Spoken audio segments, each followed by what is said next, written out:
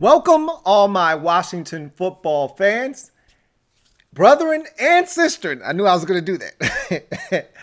I am your man and resident Washington football team fan, Lou. Thank you for joining me here on the Washington Football Report. So, man, it's a jam-packed show. So much to get to tonight.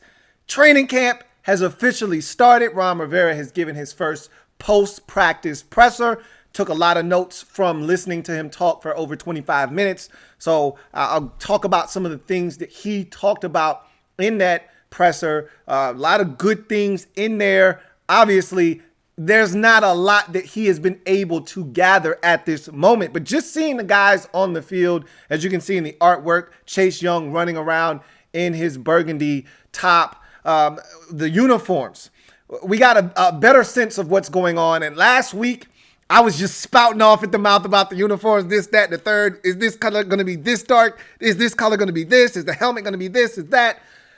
We got some clarity. And I also remember last week saying that I think it's just going to be the same uniform with just the helmets being different. We'll get to that a little bit later on. I think we do need to address this quarterback controversy elephant that's sort of in the room. Like, I can see the trunk a little bit, like not so much the entire body, but I can see the tusk and I can see the trunk. He's trying to make his way into the room. I'd like to just keep him at the doorway if I could. So I think there's a quarterback situation that we need to discuss tonight, even though I still surmise that when we get to week 1 versus the Philadelphia Eagles at FedEx Field, I think Dwayne Haskins will be under center. I think there is a conversation worth having. So we'll do that as well tonight. But so much to get to. And it's finally so good to actually be talking about football. You know, yeah, we've got some off the field things to clean up. Yeah, we're going to talk uniforms. But it's so fun to just talk about they're at training camp. You get the juices flowing. And I talked about this 2 weeks ago. I talked about it last week, how you're starting to get those vibes and seeing those guys there, seeing Dwayne on the field in his yellow uniform and yellow jersey. All of it is starting to feel more like we're going to get a season. And I already told you, I feel like we're going to get a season.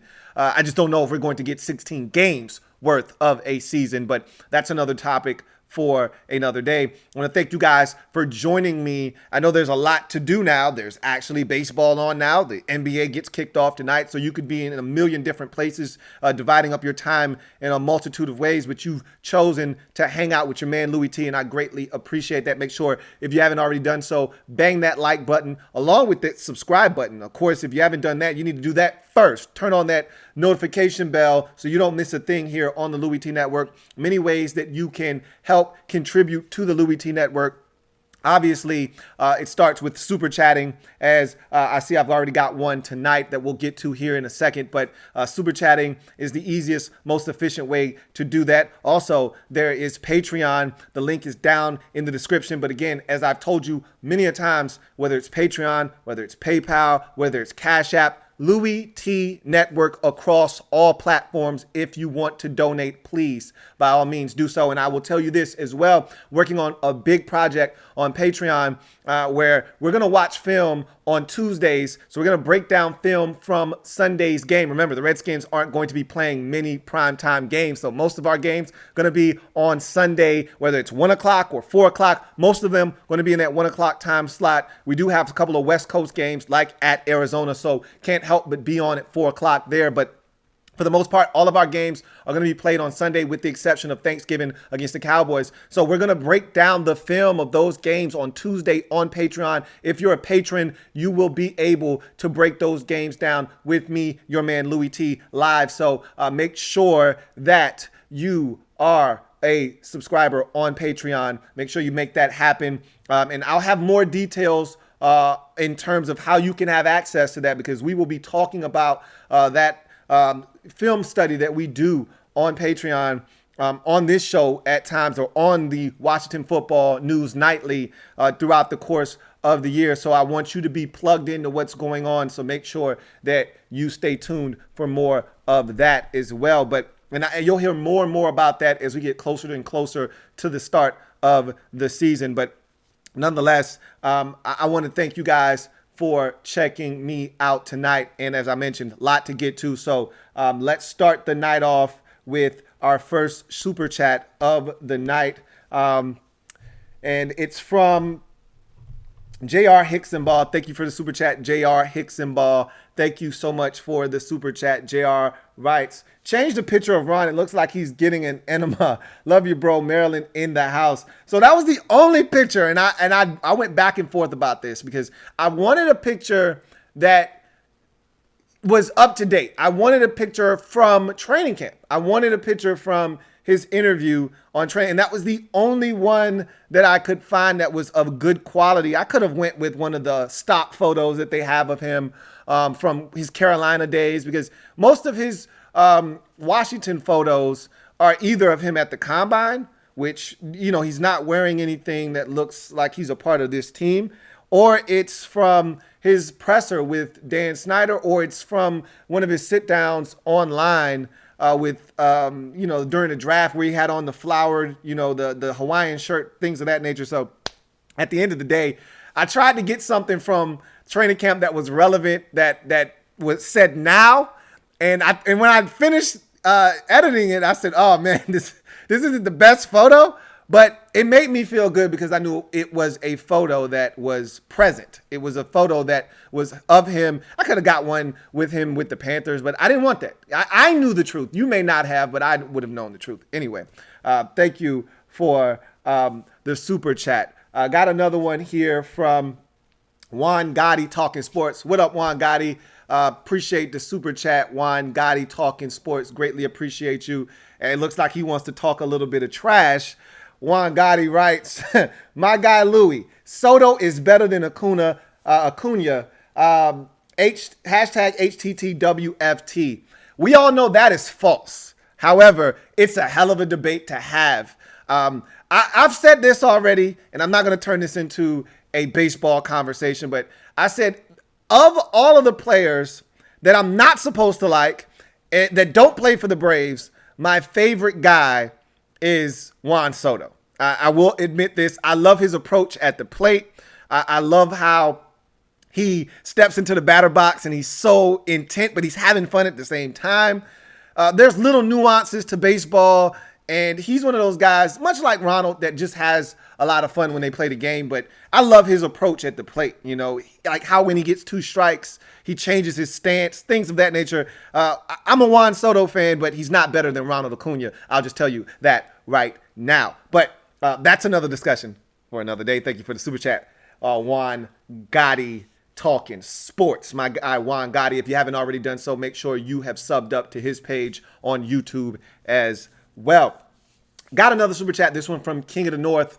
My man, King of the North, thank you for the super chat. Greatly appreciate you as always, King of the North, who writes, no skins made the top 100. Best case scenario, who do you think can make it next year? That's a great talking point, because I wasn't going to bring that up now. I was going to talk about that a little bit later on, but since you brought it to the forefront, let's discuss that now, because I got a tweet from my man JP on Twitter, and he hit me up. He was like, hey man, matter of fact, let me see. I probably can pull it up real quick. I can read you exactly what JP sent me on Twitter and my response to what JP sent me on Twitter. So JP sent me on Twitter that, let's see, here it is. Not a single Redskin on the NFL top 100. That's a problem. And to which I responded, it is, but it isn't. And the reason, and I got a number of different responses. Trayvon Johnson's response I thought was priceless. It's gold. He says, I mean, the list is horrible every year and a big ass popularity contest to me, but honestly, don't matter. It does matter in the sense that, yes, it's just like the Pro Bowl. In effect, it is a popularity contest. However, that being said, you want to have players on it. Why? Because that means you have players that are good and highly thought of in league circles amongst their peers, more specifically because the top 100 is really made up and comprised of what players think. I think it's faulty the way it's done in the voting system. I think the list is a joke. It's fraudulent, but who cares about that? The fact is, no, it's not important that the Redskins don't have any players up there because the list itself is trash. However, you do want, just because the list is trashed, doesn't mean you don't want players on the list from the Redskins football team, or excuse me, from the Washington football team. So yes, obviously you want more players than zero just like you want players to make the Pro Bowl. Even though the Pro Bowl is trash, nobody watches it anymore. You still, and it's a popularity contest, and so many guys back out. You're getting third and fourth alternates making it. Who cares? You still want players to actually make the Pro Bowl from your team. Same thing with the top 100 list. It just shows that you have good football players, but the list itself is faulty. We know this. Remember when Donovan McNabb made it as a Redskin? Like, come on. We understand that this list is trash. However, you still want players on it. That being said, my man King of the North asked the question, what player could I imagine making it from the Washington football team next year? So my immediate response would be Terry McLaurin is the first guy that comes off the top of the dome. Now, obviously, if Dwayne Haskins plays well, he could easily make the list. I mean, look at some of the guys that were on the list. Could you believe Jimmy Garoppolo actually placed higher than Dak Prescott? I mean, the list is trash. I get it. But things like that just are crazy. It's asinine to me. That's nor here nor there. But, I mean, hell, half of the season went by and Ryan Tannehill didn't even start. Yet, this is a guy that made the top 100 list. So, in my mind, I'm thinking Dwayne Haskins doesn't have to do all that much to make the list. He's just got to be really good. He's got to be much improved, obviously, especially from what everyone saw last year, especially if they didn't watch him at the end of the season when you started to see the dramatic improvements. But to me, Terry McLaurin is the first guy that comes to mind. If you're asking who I think can be on this list, Terry McLaurin is a guy that I think has already gotten attention around league circles. People are looking for this guy. I think people already respect his game. And I think after putting up some big numbers, it's going to be tough in the market that we're in terms of us being down in the dumps, no one really respecting this football team, this organization, and what it stands for right now, and no one really paying attention. We don't have any primetime games, so it's going to be hard for the outside media to understand just how good he is. But you put up numbers, and they will come. Eventually, they'll come around, and I think Terry is going to have a chance to eclipse 1,000 yards this year if he stays healthy. We'll knock on a little bit of wood for that. But he's the first guy that comes to mind. Obviously, Chase Young. The man didn't play a snap, and he was already in a major NFL video that the players cut when talking about coronavirus and Black Lives Matter and things of that nature. So that tells you that this is a guy that is already respected, and he hasn't even played a single down yet. So Chase Young is another guy. If you want to go one from the defensive side of the football, one from the offensive side of the football, those are the two players that come to the mind immediately when I think about players that can make this list next season. But again, if you play well, they will find you, okay? Eventually, everyone will come around. So to me, the list isn't that important, but you want players on it. Like, our claim to fame for years was, hey, worst case scenario, either Trent Williams or Ryan Kerrigan will be on the list, or both of them, okay? We always had one guy, and then when Jordan Reed was healthy, Jordan will make the list. But we don't have that anymore. We have to reestablish that. That's why it feels like we're starting anew. And I'm actually excited about it. Like I said, I'm a Memphis Grizzlies fan in the NBA, and we're a young basketball team. And it's fun watching that process. Same thing with the Atlanta Braves. Young team. The nickname for them just a year ago was the Baby Braves. Like, it's fun when you're in this rebuilding process, but you speed it up. No one expected the Memphis Grizzlies. I just tweeted out a video about no one respecting the Grizzlies, expecting them to finish last or one of the worst teams. We're going to lose a bunch of games. And here we are holding on for dear life, I may add, but here we are holding on to the 8th seed in the NBA playoffs as it stands. And so the Braves, no one was talking about the Braves 2 years ago. They snuck up on everybody, won the division. I'm not saying that's what's going to happen with the Washington football team. I don't expect them to skip steps. It's easier in those other sports to skip steps.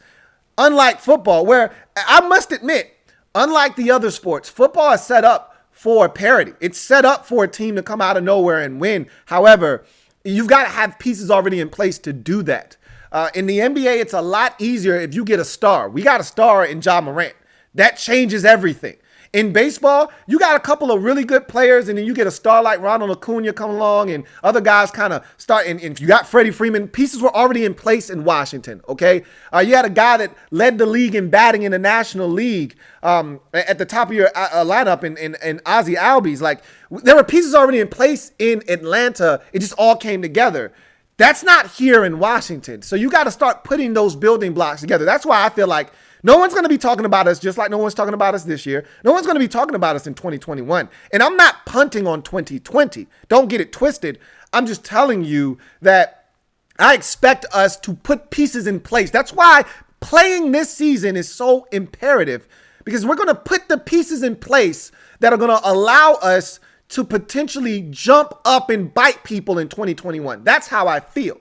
We're going to put the pieces in place. We're going to figure out left tackle this year. If not, we're going to be able to address it next offseason. We're going to figure out who our big-time wide receivers are. It can't just be Terry. We need at least one more guy. He needs a tag team partner. Is that guy here? Is that guy Steven Sims? Is that guy going to be Antonio Gandy Golden, the Gandhi man?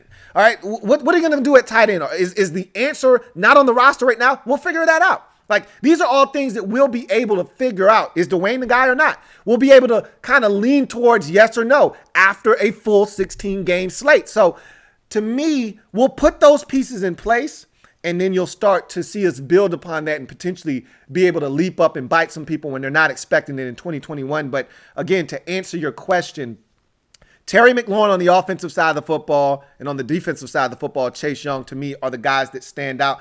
A guy like Matt Ioannidis could already be on this list. And that's part of playing for a team that isn't any good, that nobody cares about, other than the fan base itself. Matt Ioannidis probably should already be on that list. He's that good. Jonathan Allen could easily, if I go and look at that list, I probably will find 2 or 3 interior defensive linemen. I'm like, Jonathan Allen had a better season than that guy. And it's not full body of work. It's who was the best 100 players in last season's NFL calendar season.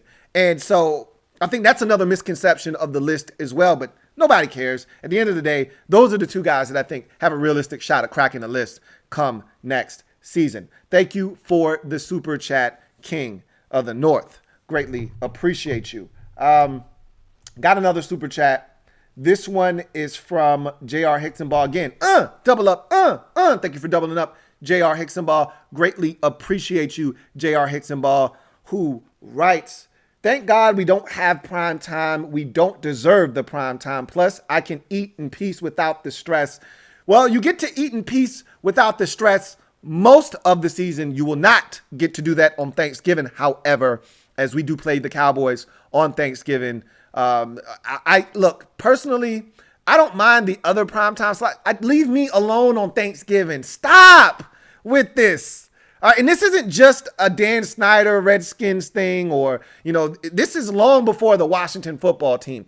We as an organization have long struggled on Thanksgiving. I think we're like 1-7 versus the Cowboys on Thanksgiving. Now, we did beat the Giants at home. Both teams were absolutely horrid that season back in, I want to say it was 2016. But outside of, that one game versus the Giants, when they expanded, the Thursday night slate to 3 games instead of just 2, this team struggles on Thanksgiving, and I would prefer not to play on Turkey Day. I would like to just enjoy my food and my beverages in peace without having to worry about this team either embarrassing itself or just losing. Because, again, as I mentioned before, you don't have to get your ass whooped to not have your food taste as good, to not have that drink taste as great, even though sometimes after a nice, nasty, physical ass whooping that has been dished out to the Redskins, a nice cold adult beverage usually goes down pretty good and eases the tension a little bit. But look, at the end of the day, you are 110% spot on. Not only did we not need the primetime games, we didn't deserve them. And you need to earn your primetime shine. All right, you shouldn't just get it. Like, I hate this rule where, everybody gets a turn. This is not Little League baseball. This is not rec league basketball. All right, I'm not 7 years old. Everybody doesn't have to have a chance to play on television. If you're trash, I don't want to watch you. All right, for years, I didn't want to watch Jacksonville and Tennessee. Okay? And you know what the NFL said? Not only are we going to make you watch Jacksonville and Tennessee, we're going to do you a favor. We're not going to put them in two separate games and stink up two separate games. We're going to put them in the same game. And I'm like, come on. I really didn't want to watch either one of them. Now you're going to put them against each other? And I got to sit through this for 3 hours. And they said, look, you could either have them muck up two different games or you can just sit through this one game. And I said, when you put it that way, your logic is pretty sound. However, why make me watch it at all? Now, those two teams are a lot better now than they were when I used to think that was one of those snooze fest type games. Bottom line, and what I'm pretty much saying is, if you're not good, I don't need to see you. No one else does either. Like, I've always said, if I'm not good, let me get my ass whooped in peace. Okay, at 1 o'clock, when everybody else is watching their own games, they're not paying attention, let me get beat down in peace, man. I don't need to be embarrassed in front of a national audience. I don't need Chargers fans and Eagles fans and Cowboys fans and Colts fans all coming at me. Damn, what happened to your team? I don't need that. Let them worry about their team at 1 o'clock or the pending 4 o'clock game that's coming, and let us get beat up in peace. You know, I don't need everyone and their extra opinions and their comments. I don't need that. Yeah, I don't need to be embarrassed. I don't need to see, Case Keenum diving over the pile on 4th and 1 as if he's at the goal line and fumbling the football. I don't need it. I'm sorry. I can do without that. Okay. So I, like you, don't want to see this team on primetime. We don't deserve primetime games. And as I've mentioned to you, massive proponent of you earn what you get in terms of primetime shine, and we didn't earn any of it, so I don't want any of it. So I, like you, feel like that's a good thing, and I would have preferred it if they didn't give us Thursday night game either, or Thursday day game against the Cowboys. But again, everyone has to get their shot, and so that's our one time on primetime television. It's not technically primetime. It is to me. Nobody else is playing at that time, so. And I get the concept of primetime, but whatever. Anyhow, thank you for the super chat, and thank you for doubling up JR Hicksonball. Got another super chat. This one from DMV Sports Zone. Thank you for the super chat, DMV Sports Zone. Greatly appreciate you. DMV Sports Zone says, Chase a lot to lead in sacks or sweat, etc. Chase isn't a lot to do anything other than be a havoc wreaker. He's a lot to do that. If he's healthy, knocking on a little bit of wood, he's going to wreak havoc. He's going to create opportunities for other players. The question is, how fast does the rest of the league come along? How fast are they to get on the, hey, let's double team Chase Young and not let him destroy our game plan? How fast are they onto that train? Because at some point, teams are going to say, all right, and I think all it's going to take is 1, 2.5, or 1 3 sack game, because he's going to do one of those this year. All right. When's the last time we had a guy that did that and actually looked like, man, he's tearing that guy up? Kerrigan's had, a 2.5, 3 sack game before, multiple times. But 2 of those sacks usually are unblocked. They run bootleg away from him. He's not blocked. And they're expecting him to chase the bait down the line, and he doesn't. He keys quarterback. They turn around. He's in their face. Easy sack for Ryan Kerrigan. Chase Young is going to be whooping some ass. And it's going to look different than what it looked like when Arakpo was here, what it looked like when my man, went to Green Bay this past year and lit it up for them. Preston Smith is going to look a lot different than when Preston Smith was here. It's going to look a lot different than Kerrigan rushing after the quarterback. Hell, it's going to even look a lot different than Montez Sweat. But you brought up Sweat, and I think that's also a guy that you cannot sleep on this year. I think he's another guy that you have to look out for, because as the season wore on, the light bulb came on for him. He started to produce at a high level, and that Dallas game to wrap up the season, if that's any indication of what this guy's going to be moving forward, he's going to be a problem off the edge as well. But there are no guarantees in this thing in terms of who's going to lead the team in sacks, because so much attention could be paid to Chase Young that other guys are allowed to eat. Excuse me. And the guy that leads the team could be Jonathan Allen, with 10.5 sacks, and Young could have 9.5. And so could Montez Sweat, or he could have 10. Like I told you, I expect, and I'm doubling down on this, if we stay relatively healthy, knock on a little bit of wood here, up front, I'm going out on a limb, and I've already said this, and I'm going to continue to double down on this. We're going to lead the league in sacks. I think we're capable of doing that. I think we're going to, if we don't lead the league in sacks, we're going to be top 5 in the league in sacks. I think we've got the talent to do that. And I think we've finally got a horse that can power that engine now. But because for so long, there wasn't that one guy that scared you. We just had a bunch of talented guys up front, but there wasn't that one guy that made you respect him so much so that now all the other individual one-on-one matchups with talented guys couldn't be won. So I feel like now there'll be so much focus and emphasis on, hey, we got to make sure 99 doesn't wreck our game plan. That now, a guy like Montez Sweat, number 90, or a guy like Jonathan Allen, 93, or a guy like Daron Payne, 94, a guy like Matt Ioannidis, all can get in the mix and start doing damage, and that's what I'm looking for, whether it's 98, 93, or 91, or 90, I can really care less who gets it. I just want to see us get there more often, and I think it's going to start with Chase Young getting after the quarterback. But if you put a gun to my head and you said, who's going to lead this team in sacks this year, I think my first answer would be Chase Young. I do think that, and I told you earlier on the show that I think it's going to be Montez Sweat. I don't know, man. The closer and closer we get to the season, the more and more I say, man, this guy Chase Young, because I know how the league works. They're not going to just give him respect right out of the gate. He's going to have to bless a team or two. And to me, before they realize what the hell is going on, he'll already have 7.5 sacks before they realize, all right, we probably should chip him or double him. And so I think he could just get out of the gate right. Like, I expect him to eat Andre Dillard's ass for lunch week 1 against the Eagles. They're starting essentially what amounts to a rookie. He's in his second year, but he wasn't the true starter last year. He had a couple of starts last year, but this is going to be his awakening. I think Chase is going to have a chance to baptize his ass. So right out of the gate, you could be talking about a 1.5, 2 sack game for Chase. And I think teams aren't going to wake up until, there's 2 or 3 of those 2 sack, 1.5, 3 sack performances where they say, okay, enough of that. We're not letting him do that to us. And then other teams will follow suit. So just like last year with Shaq Barrett in Tampa Bay, like it took teams a long time to figure out, hey, this guy is kicking ass. Like after the first 4 weeks of the season, he already had like 9.5 sacks. And it took teams like a quarter of the season before they realized, okay, he can't do that to us. He can't have 2.5 sacks. This guy's wrecking game plans. Like he can't do that to us.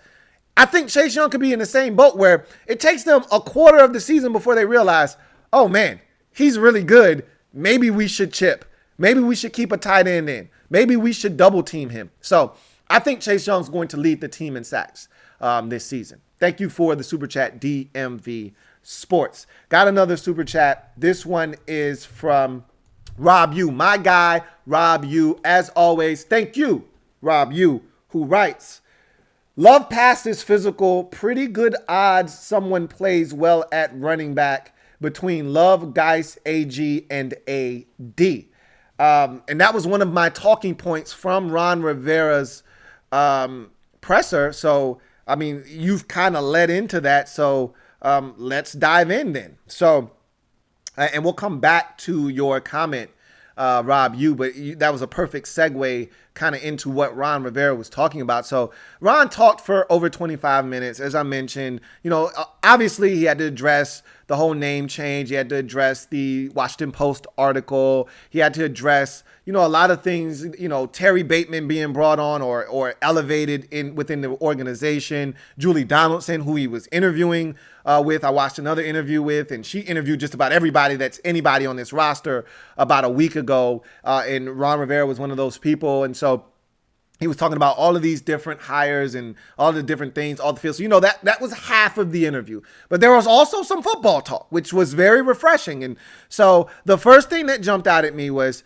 wide receiver is going to be closely watched with the injury to Harmon that's going to cost him the entire 2020 season. Obviously, we all know, and for those of you who don't, Kelvin Harmon, our second-year wide receiver, who was very promising in his rookie campaign, and big things were expected of him in his sophomore season, tore his ACL, had the surgery already. He's already riding a stationary bike, so he's already coming along in that process. However, he's going to be done for the 2020 season. And then, Cody Latimer, who's a guy that I really wasn't counting on him getting a roster spot anyhow. But obviously with the injury to Harmon, that opens up a roster spot. A guy like Cody Latimer, who they brought in here to be a veteran presence, a guy that could help on special teams.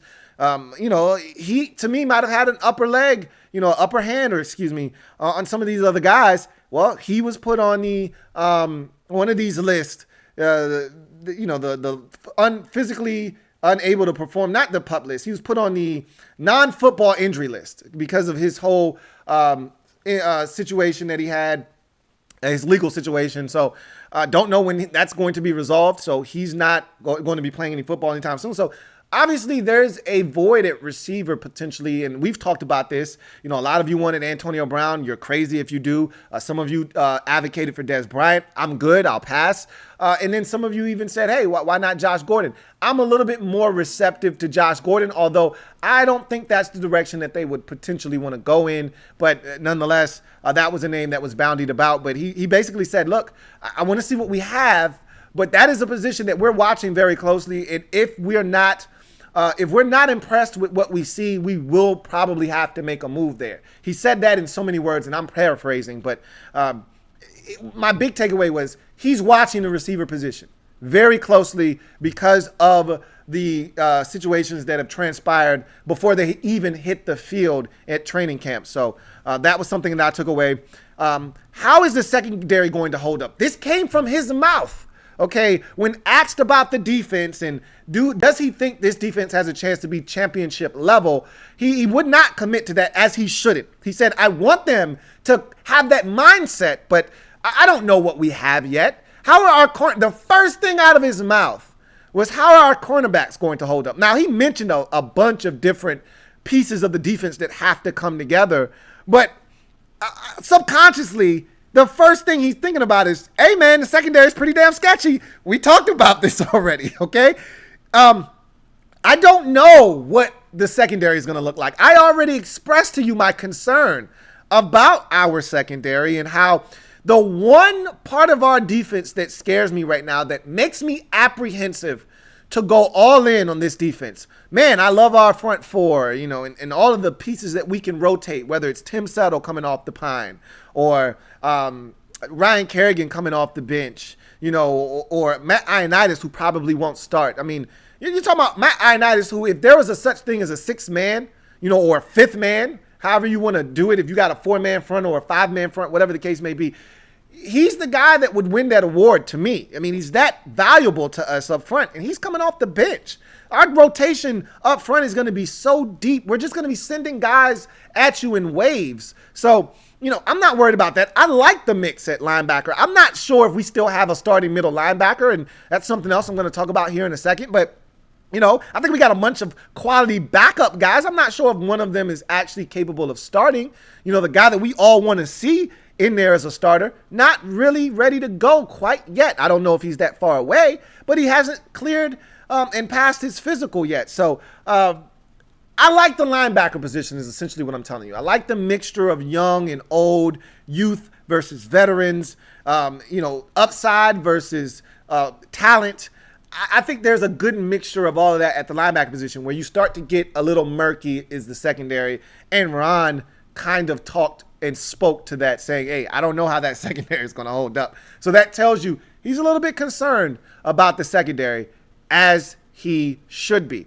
Another thing that I took away, Smith and Foster both put on the PUP list. So both Alex Smith and Reuben Foster starting out training camp on the physically unable to perform list. Now, that's not a secret, nor is it a surprise to any of us as fans. We've been following more so the Reuben Foster situation a lot closer than the Alex Smith situation. That really just came about as early as a week ago, as recent as a week ago, when Alex Smith, out of nowhere, was cleared by his team of medical specialists. So he still was not cleared, however, by the Redskins medical staff. So both he and Reuben Foster, neither of them passed their physicals, but it doesn't sound like either one of them are that far away from passing their physical, however. So that is something to look at when you start talking about physically unable to perform lists. Those are the two names that stand out. But in hearing that those two were on the PUP list, here's the name that wasn't. And by him not being included on that list, all right, that also made you think, well, hell, that must mean Bryce Love is doing pretty well. Well, he answered that as well because a question was posed to him. Bryce Love did pass his physical. All right, and I think I might have tweeted that out already, and a lot of you already know that. We talked, on socials. There are a lot of people talking about it on various different platforms. But Bryce Love did, in fact, pass his physical. He's ready to go, and Rivera said, look, we're excited to see what this guy brings to the table. We think he can help not only as a running back, but also a guy that can catch the football, which, remember, part of the reason J.D. McKissic is here, part of the reason Antonio Gibson is here is because they're multifaceted backs, guys that can do a little bit of everything, more specifically, guys that you can run routes with their ex-wide receiver backgrounds. Enter in Bryce Love, not necessarily an ex-wide receiver like the other aforementioned backs. However, he can catch the football out of the backfield. How well can he catch it? That's the real question. How good of a route runner is he? That's another question. But this is a guy that can do a little bit of everything. He's got a chance to show now, for the first time healthy as a member of the Washington football team, what he is fully capable of. So looking forward to seeing what Bryce Love can bring to the table. We've been waiting for this as Washington football team fans to see what this guy could do. We were excited. We felt like we got a steal on some damaged merchandise a couple of drafts ago. Now it's time to start cooping on some of those dividends that we felt like he was going to be able to provide for us. Now it's time to start seeing if this guy really can play at this level or not. So that's another thing that I took away from the presser. And then the last thing was, once Alex Smith passes his physical, he's in the mix. Rivera keeps saying this. Now, some of this, to me, in my heart of hearts, I feel like it's coach speak. Rivera has been really consistent on, hey, we're going to have a quarterback competition. But at the same time, Ron hasn't lied to me either. When he said things, he's pretty much meant what he said. And this has been pretty consistent all along with the Alex Smith situation. He said this since the combine. If Alex Smith is healthy, he's in the mix. I don't know how true that to be and how real of a competition this is. And the fact that there's more time, and Ron said this himself, there's more time for these players to get prepared than he was banking on. You know, he was thinking that, he said, look, the whole no preseason games thing, that's a little bit of a change, and that's a little bit of a hurdle. You want to see guys performing in those situations with live bullets. We're going to have to do as good a job as we can of providing the kind of situations that give them the feel of live game situations. But we're not going to actually have that on the field in the form of preseason games. But he said, we're going to have a lot more time than I was banking on, especially when he made the statement that, hey, if we don't have enough time to get ready for the season, Kyle Allen is a guy that we would definitely consider starting us off this season. Well, he's already put that whole narrative to bed by saying, hey, look, we got plenty of time now. With training camp starting on time, we got plenty of time for these guys to go out and show who should be the guy under center. I don't think we're going to have a real controversy, but don't rule it out. If Alex Smith is healthy, and, obviously, to me, the biggest part of this is Dwayne. He can quiet all of this speculation, any talk of quarterback competition or any kind of controversy. He can lay it all to rest if he just comes out and plays well in training camp. Simple as that. He plays well. Nobody's talking about Kyle Allen. Nobody's asking about Alex Smith. Nobody cares about any of that other stuff. If he comes out and he stinks and he's stacking funky performance after funky performance on top of each other in training camp, and it's very noticeable, similar to Robert Griffin III versus Kirk Cousins in camp back in 2015 when Jay Gruden essentially had to go to Daniel Snyder along with Scott McCloughan and say, look, man, we got to start this guy. We cannot start Robert Griffin III. it's got to be Kirk Cousins. And then you got the Kirk Cousins is our quarterback for the entire season presser. And so if you get a situation like that, that's when somebody else may enter into the discussion, and you may ultimately end up with a Kyle Allen or Alex Smith by some grace of God starting. But I just don't see it happening. Dwayne's too locked in. He's too ready to go. He's got a chip on his shoulder. He's looking to prove a lot of people wrong. I don't think Dwayne's going to allow this opportunity to pass him by. And so I don't think we're going to get that. But just keep that in mind. If Alex Smith is healthy, I'm not saying. I'm just saying. All right. Let's get back to the Super Chats. Got another Super Chat. This one is from... This one is from Rob U. I think I might have skipped a super chat. Hold on 1 second.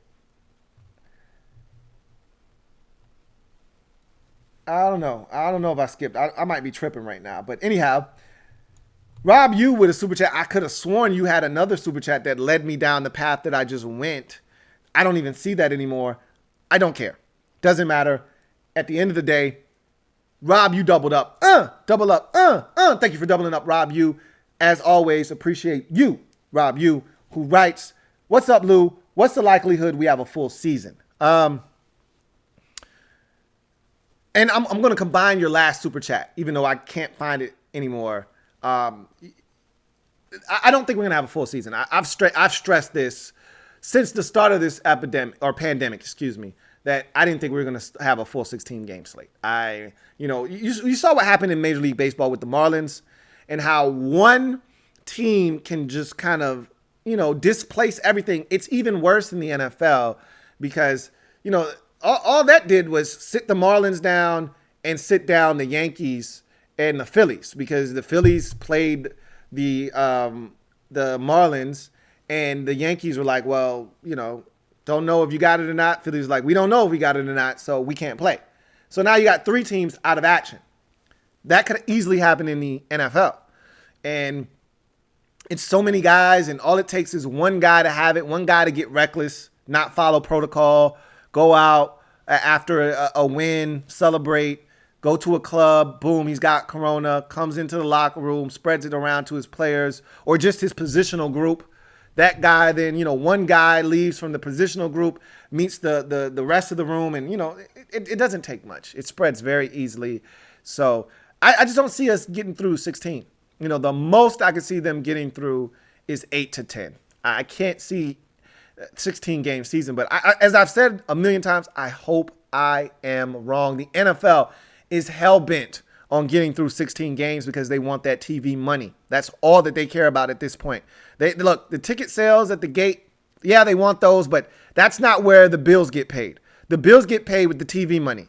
They want 16 weeks of NFL football, 17, weeks of NFL football on television so that they can get that TV money. All right, that's where the real revenue is generated in this league. That's the revenue sharing and the split that you see between all 32 teams. They split the TV money.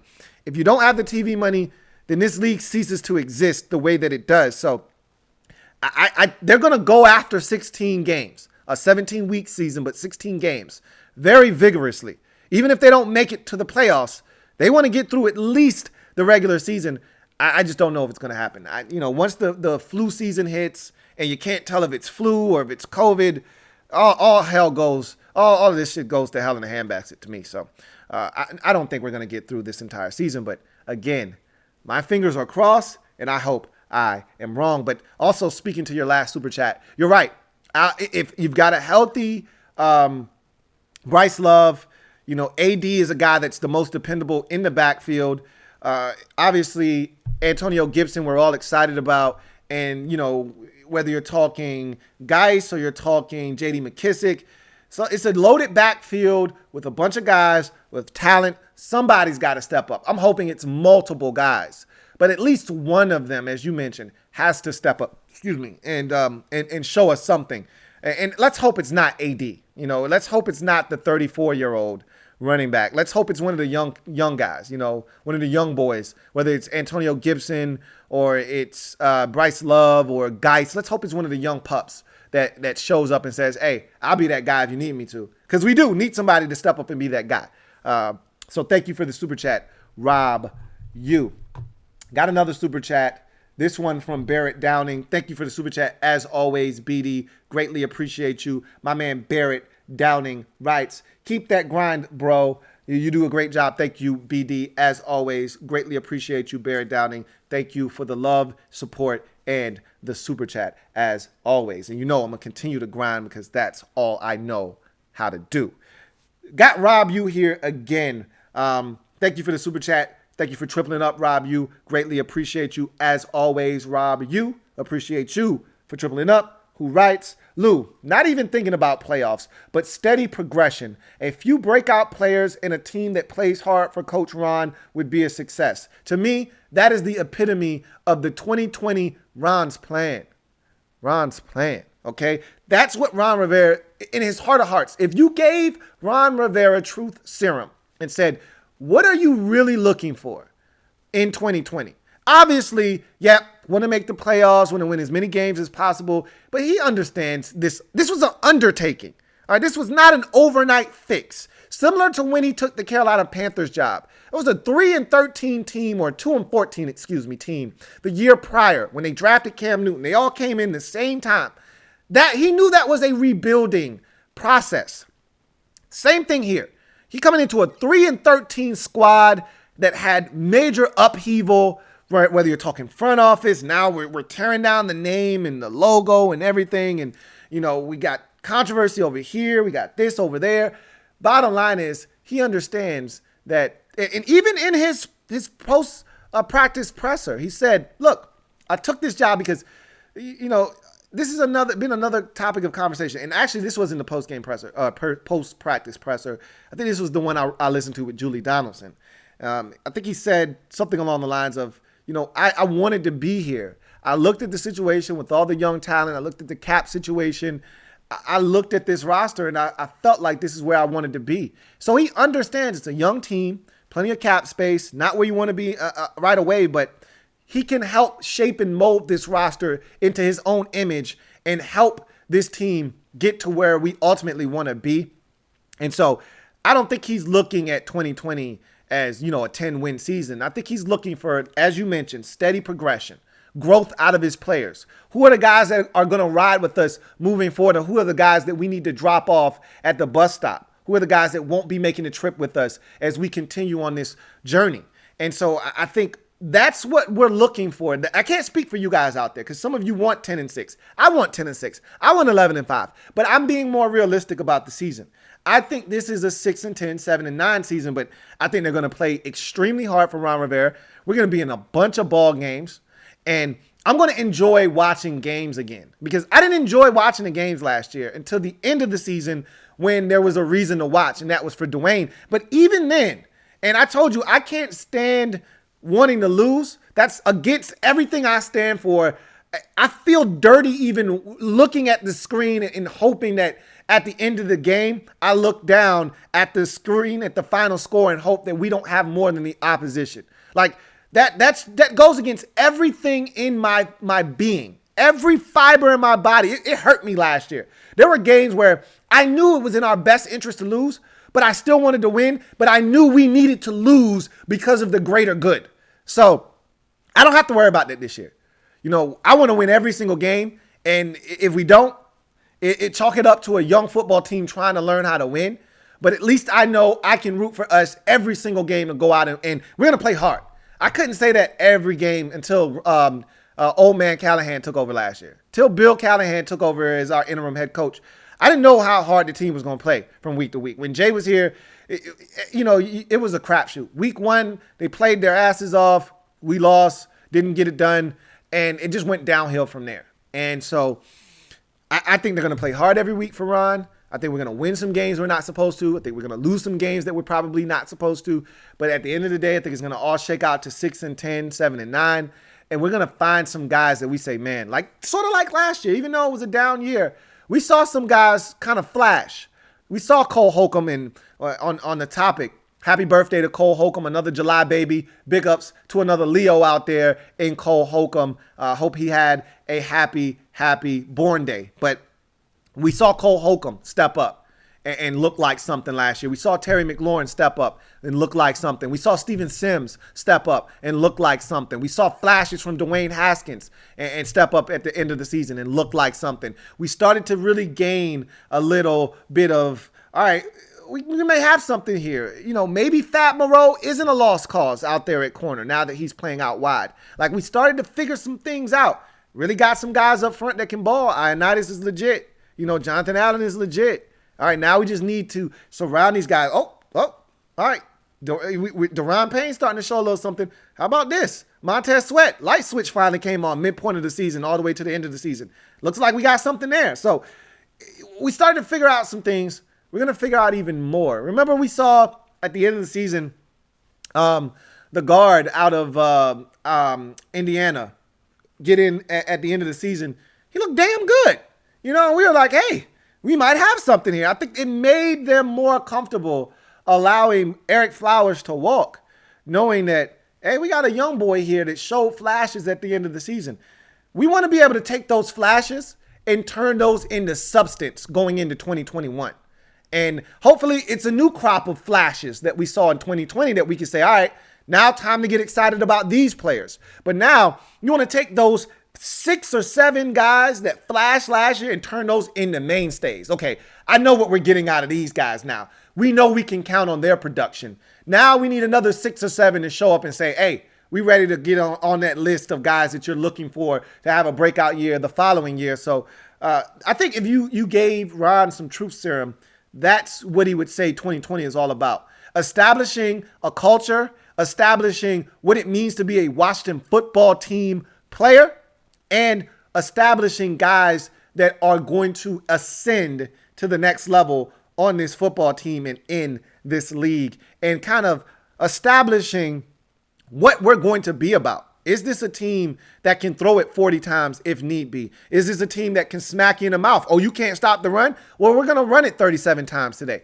Can we have that kind of football team, or are we finesse, which is what I feel like we've been in the past? Everybody wants to be smash mouth, back to the hogs. What if we're not built that way? I've told you this for the longest time. I don't think this offensive line in past years has been built to bust people in the skull with the run game. I don't think we were built to bludgeon you to death running the football. That's part of the reason why when Kirk was here, we were able to throw it so effectively. Short passing game, eat you alive, nickel and dime you. And then when you come up trying to be nosy, go over the top.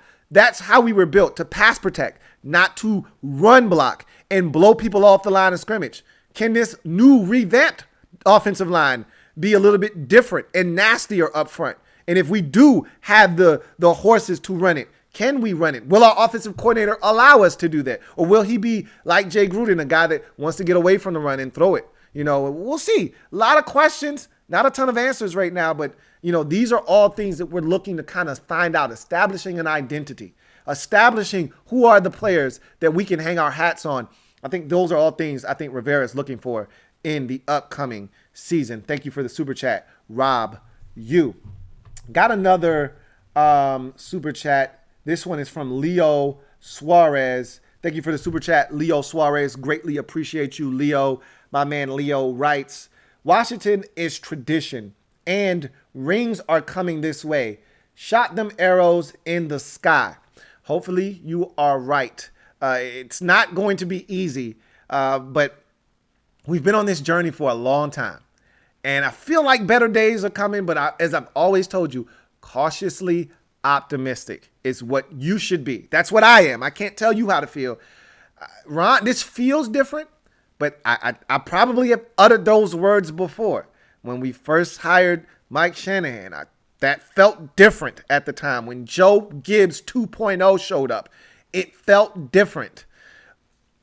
I'm hoping that this is the start. That Washington video that Ron Rivera narrated, it's on the Washington Football Team YouTube page. It's on Twitter on their account. It's on IG on their account as well. So you can check it out. I've already retweeted it. If you haven't had a chance to take a look at it, you can just check my page and you'll find it there as well. But that gave me goosebumps. That gave me chills. It made me feel like, okay, man, like Ron's ready to do this. Now, obviously, Ron hasn't coached a game here, but his track record precedes him. This is a guy that is well respected around the league. I've always felt like Carolina has had a very disciplined and structured organization and program under Ron Rivera. I told you when he was fired, before we even knew he was coming here, that I thought he was unjustly fired and that whoever got him as a coach was going to get a really good football coach. And you can hear the relief in his voice. This is a man that is excited about not only getting this opportunity, but having other people come on board that takes things off of his plate so he can just focus on ball. Like, I could hear a guy that was relieved that Terry Bateman is in to take the financial side of things off his plate. Like, I don't care about ticket sales or this, that, and the third, or uniform. I don't care about it. Like, Rivera doesn't want to have anything to do with any of that stuff. He wants to change the culture in this locker room, the perception about this team around the league, nationally, locally, and he wants to turn this program into a winner. And the best way he can do that is by just focusing on the things that he can control. And so when I look at this team, I feel like better days are ahead. Look, we're going to have some more bumps in the road, okay? But I think that there are really sunny days ahead for this organization. As sunny as this shirt, as sunny as the logo that you see in front of you. I think things are on the up and up, but we're going to have to hit some more bumps along the way. I think this 2020 season is going to be a little rocky at times, but I think this is maybe a step backwards to go 2 steps forward and never look back, and I'm hoping that that's what 2020 potentially provides for us. Unless we just hit the ground running immediately and don't look back, that'd be great. Even if we go 9-7, I'm not expecting a winning record. I'm not even expecting 500. So if you get to 8-8, 9-7 this year, hell, that's one hell of a job by Ron Rivera, to be honest with you. And we've got a tough schedule. Let's not forget that. And I know I don't like playing the schedule game, but the AFC North is tough every year. I don't give a damn what year it is. Cincinnati's going to be much improved, I think. I think they're going to be a lot better than a lot of people do. Cleveland, I think, is going to be a lot better than people think. We know Pittsburgh is good every year, and we know Baltimore is among the best in the league. We got to play that division, okay? I think our division itself is improved. We didn't win a single game in this division last year, and I think it's better than it was last year. So take that with a grain of salt. I think we have to play the NFC West. That's the best division in football. You flip a coin with the NFC South. But, Seattle, San Francisco, Arizona, like the Rams, come on, like seriously. So I said all of that to say this. It's a tough schedule. And if we somehow navigate it and go and, look, this is going to be unlike any season we've ever experienced because of COVID and all of the things that are going to take place that are going to affect teams. I don't know. We might could, sneak up and win a game or two that we have no business winning. But at the end of the day, hopefully those arrows that you shot up into the air come back down, and they come back down with a Super Bowl ring. That'd be great. Thank you for the super chat, Leo Suarez. Got another super chat. This one is from Tony P56. Thank you for the super chat, Tony P56. Greatly appreciate you. Tony writes, do we need to sign a big name and at what position? Nah. First of all, there are not many big names left. There are 2 really in particular floating around now. Obviously, Des Bryant is still a big name. Antonio Brown is a big name. Josh Gordon is a big name. But these aren't names that, anybody's solid. If teams wanted any of these guys, they'd be signed already. The 2 names that I'm talking about, Jadeveon Clowney as an edge rusher, he may end up in this division. The Giants are sniffing around. He's going to sign. This feels Bryce Harper-ish to me. So late in the season. But COVID has a lot to do with it, and his asking price also has a lot to do with it. But, he could either end up back in Seattle, with the Titans. They've been on his, in hot pursuit for a while now. The Giants are a team that's been rumored. We'll see what happens with him.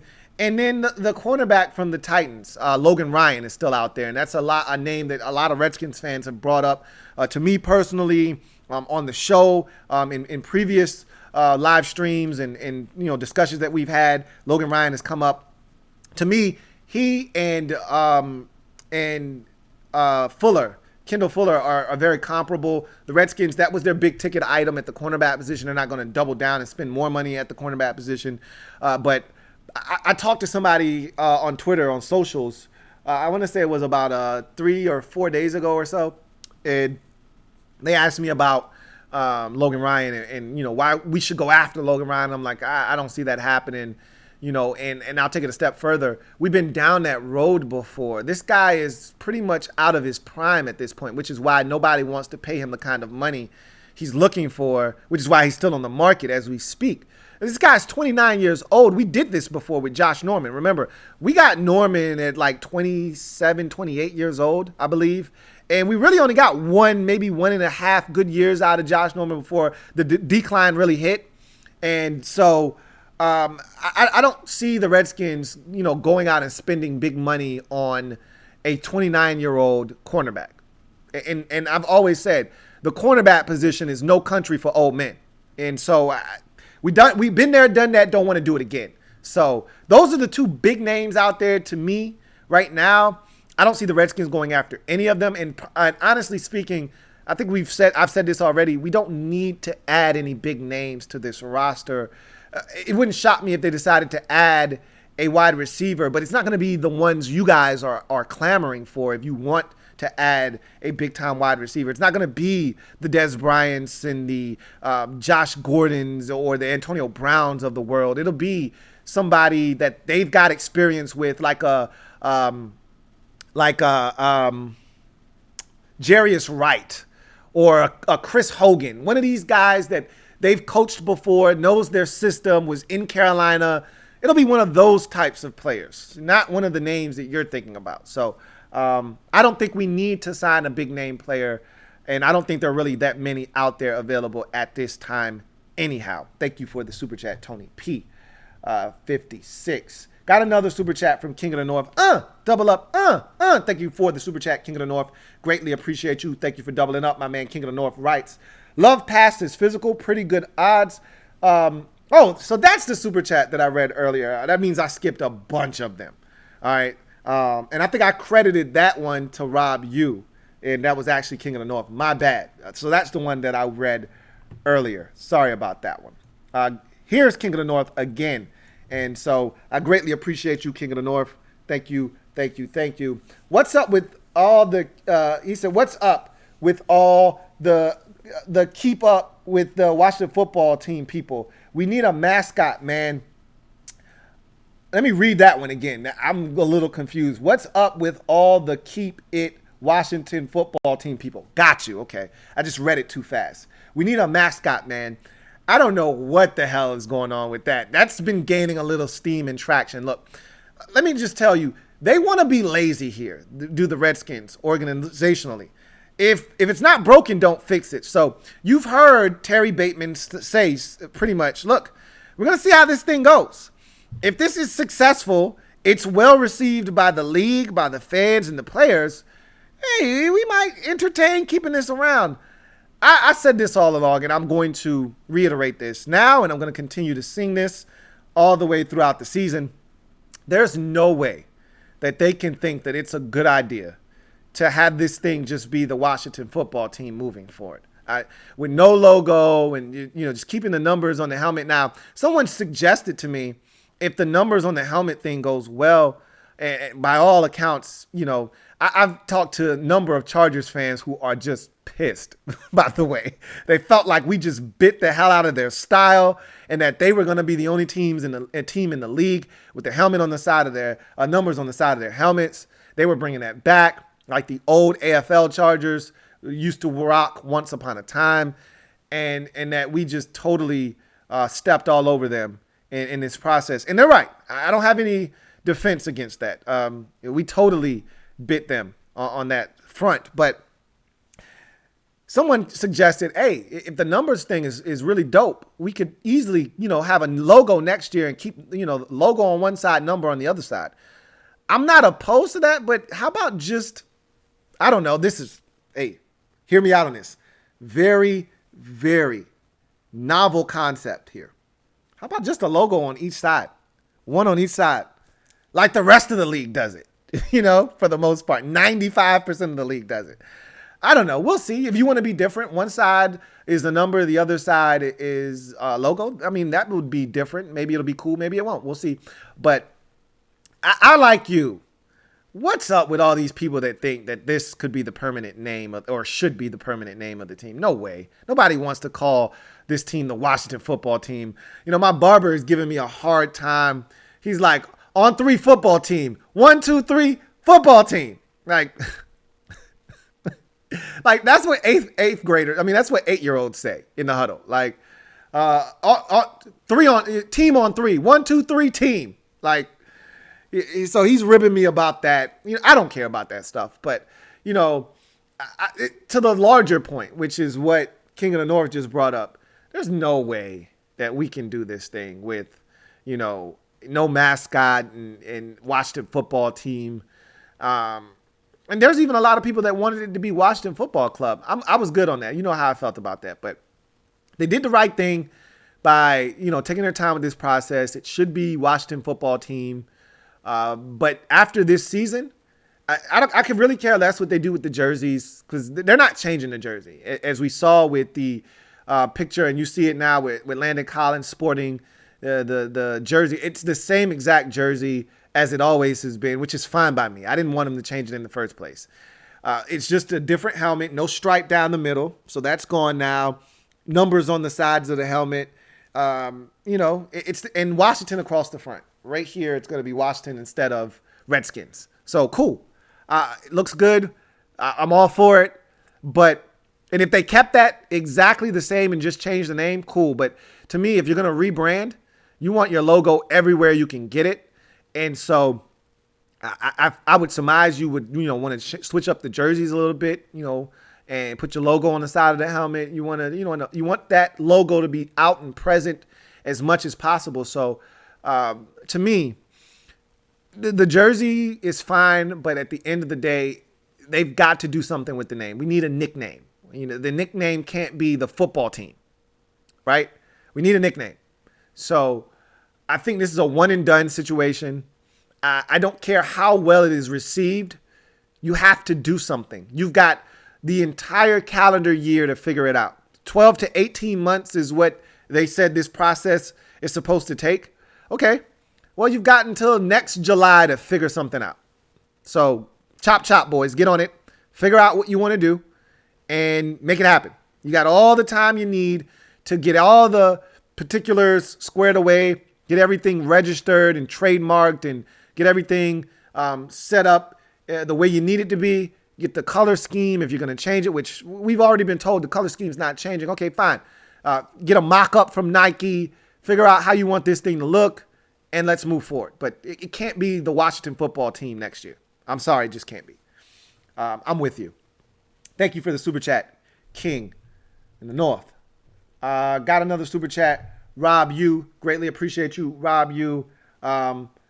Think you tripling up here. You might have been doubling up. I credited you with the super chat earlier. Whatever. Thank you, Rob U, as always, who writes, does Bryce Love have an impact this year? Hard to say right now because we don't even know what the running back situation looks like.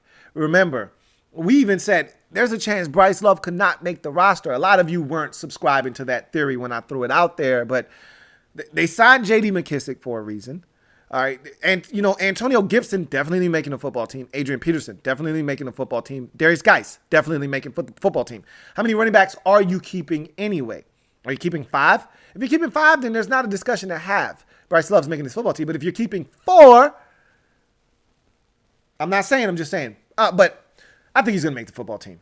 And as far as his impact, how many, snaps are there to go around anyway? That's the real question because, Gibson, they're going to use him in a multitude of ways. So, I think Gibson could easily be flexed out and played in the slot and things of that nature. So you could have him and another running back on the field together theoretically. So he's not a guy that's necessarily going to take snaps away from the other backs per se.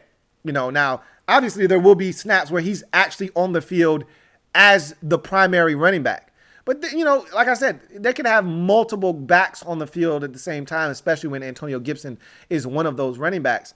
Does Bryce Love offer you the same type of versatility where you can have multiple backs on the field at the same time? That may determine, how many snaps, how many reps he's going to get. My early inclination would be no. He wouldn't have a major impact this year. I think they just want to see him healthy and see what he provides. But I don't necessarily think his impact will be its greatest this year because I don't think he is going to come back and be, 100% the Bryce Love that we saw back in 2018. The last time we saw this guy running for Stanford. You tear it that late in the season. They say it usually takes you 2 years. Well, it's been roughly a year and a half. When the season starts, he tore it in December of 2018. So you're talking about roughly a year and a half. You'd like to think, but remember, he had another surgery, and it was to clean up stuff. But anytime you go inside of someone's, body, and I don't care how minor, surgery isn't minor. You hear people, oh, it's just a minor procedure to clean up. It's surgery. You stuck something inside of my flesh. I just think that we're going to see him as the season progresses, get a little bit stronger, more comfortable being out there. I don't think you're going to see a major impact from him in 2020, though.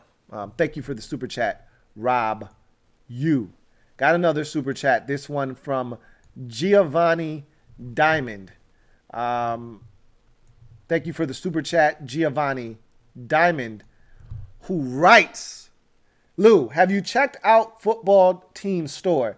Everything looks like dad clothes. You think they're going to update it? No, I haven't been up there. I'm not much of a merch online guy. I like to see what I'm buying in person. I'm old when it comes to that kind of stuff. Now I buy stuff offline, and I've done it plenty of times. But when it comes to my Redskins merch in the past and now my Washington football merch, if I decide to cop any, I don't even know if I'm going to cop any, just because. I might cop a couple of items just because I need something as a keepsake, because to me, this should be one and done. And I need to be able to look back 20 years from now and say, remember that year we were the Washington football team? And I need a shirt that I could say, hey, look, I got the proof right here. When my son is 19, he's not going to remember this team being the Washington football team. I want to be able to say, here's a shirt from that season when we were the Washington football team. So I'm gonna cop, but I haven't been on the site. I wouldn't doubt that everything looks like dad's clothes, up there, and it looks like it's straight out of a Progressive commercial. Those commercials are hilarious, by the way. Anyhow, no, I haven't been up there, so I haven't checked anything out. Thank you for the super chat, Giovanni Diamond. Gally Sanford with the super chat. Thank you for the super chat, Gally Sanford. Greatly appreciate you, Gally Sanford. Gally writes, what's up, older Josh Doxson? Scratch that. You will have a longer and better career. Wanted to show support and give my one sprinkle, please. LOL. Sprinkle me, bitch. Sprinkle me. And it looks like he's going to make the football team. More likely than not. Especially now with the news that everyone's favorite tight end, Logan Thomas, will start off camp on the COVID unable to perform list. Now, again, it's 14 days of quarantining and then he'll be back, but more likely than not. But that's 14 valuable days. Now, I don't even know if they'll actually be doing anything, but I'm not saying, I'm just saying. Jeremy Sprinkle's going to more likely than not make this football team. So, and there was a time where we weren't sure about that.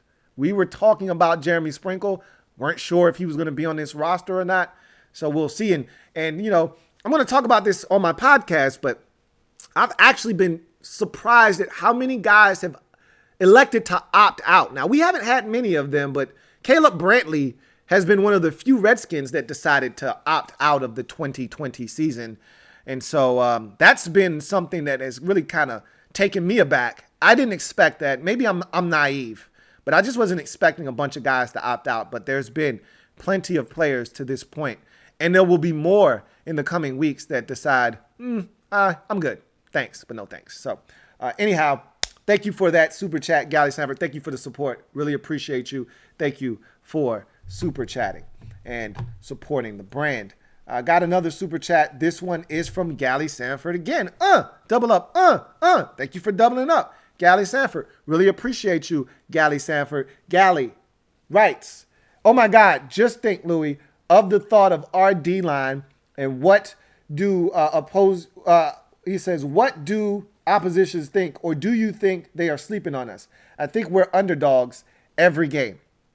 Pretty much every game, we're going to be the underdogs. If you're talking from a betting odds perspective, I don't think that's what you were referring to, but everyone's sleeping on us. This is a fact. This is not, conjecture. This isn't, me kind of, trying to create this us against the world environment or mentality. These are facts. I've talked about this numerous times on this very program, how you look anywhere, we're drafting in the top 5 next year. They don't think very highly of us. I just saw a ranking of the Redskins running back group where we were rated 26th.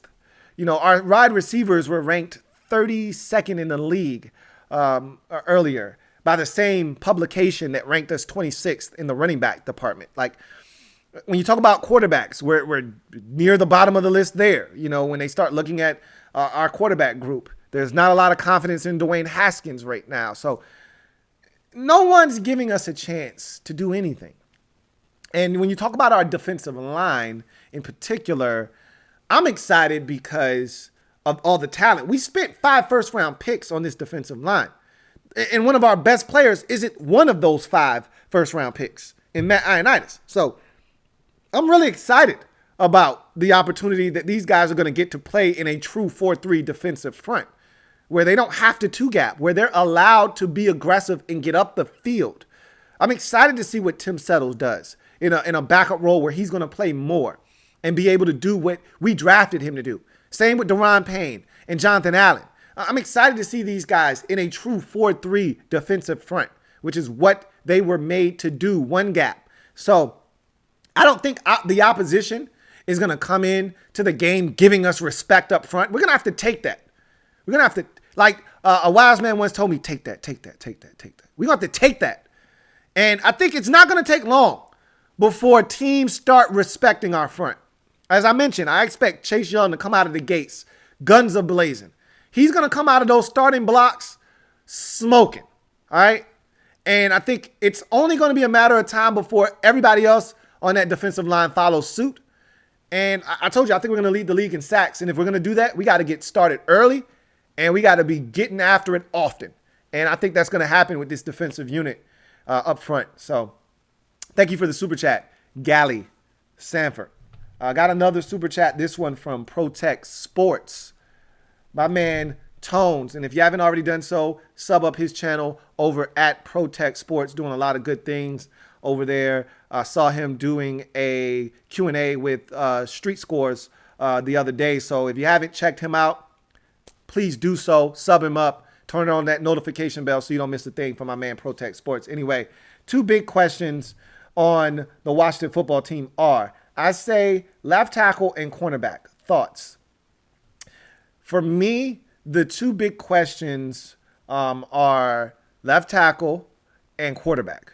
To me, quarterback supersedes everything else. I'm confident in Dwayne and his abilities, but I need to see it. Dwayne is going to get a chance to start and, start a full 16-game slate. I need to see him stay healthy. That's something he wasn't able to do last year either. He's new and improved in terms of his body. All right, what does that mean in terms of his elusiveness in and outside of the pocket? I want to see command of the offense. I want to see a guy that's comfortable. He said it himself. I listened to his interview talking to Julie Donaldson. He said, I'm so much more confident this year than I was last year. Duh. That goes for any rookie coming into the league. You should be more confident in year 2 than you were year 1. And now, he's going to get an opportunity to go out there and show what he's capable of. And so I need to see it, though. As confident as I am in his abilities and what I think he's going to do, I still need to see it. I need to believe that not only is this guy good, but we got the guy of the future. We don't need to entertain, man, what if we got a top 5 pick? Do we need to take quarterback? I need him to take that off the table. If somehow we end up 4-12 and that's good enough for the 5th pick in the draft, I don't need people asking, should we take, Justin Fields at number 5 if he's available? I don't even need that on the table. Take that completely out of anybody's vocabulary and let's move forward. And so for me, quarterback comes first, and it's hard to have your quarterback perform at a high level if he's always looking over his shoulder because his blind side isn't being protected. So to me, the next direct question has to be left tackle. And so those are my 2 questions, the 2 biggest for me. There are other questions. You brought up cornerback. It's a major question. Tight end. That's a huge question because remember, it's not just pass catching that the tight end position affects. We saw it for years.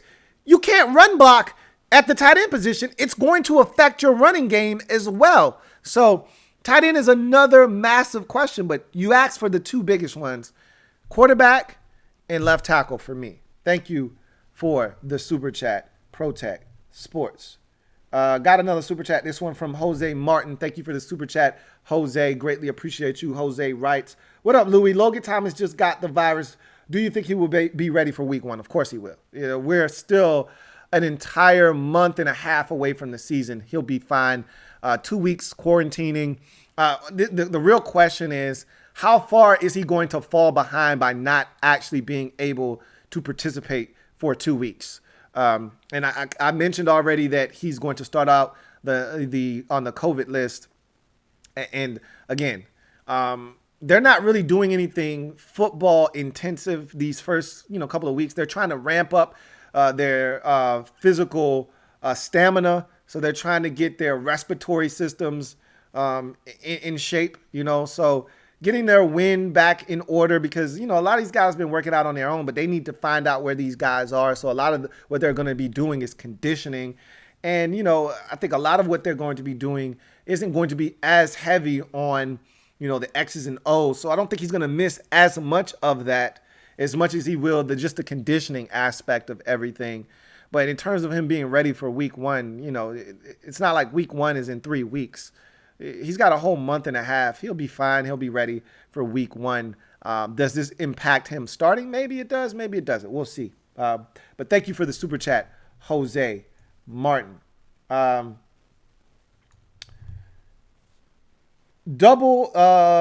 see, Door Gunner.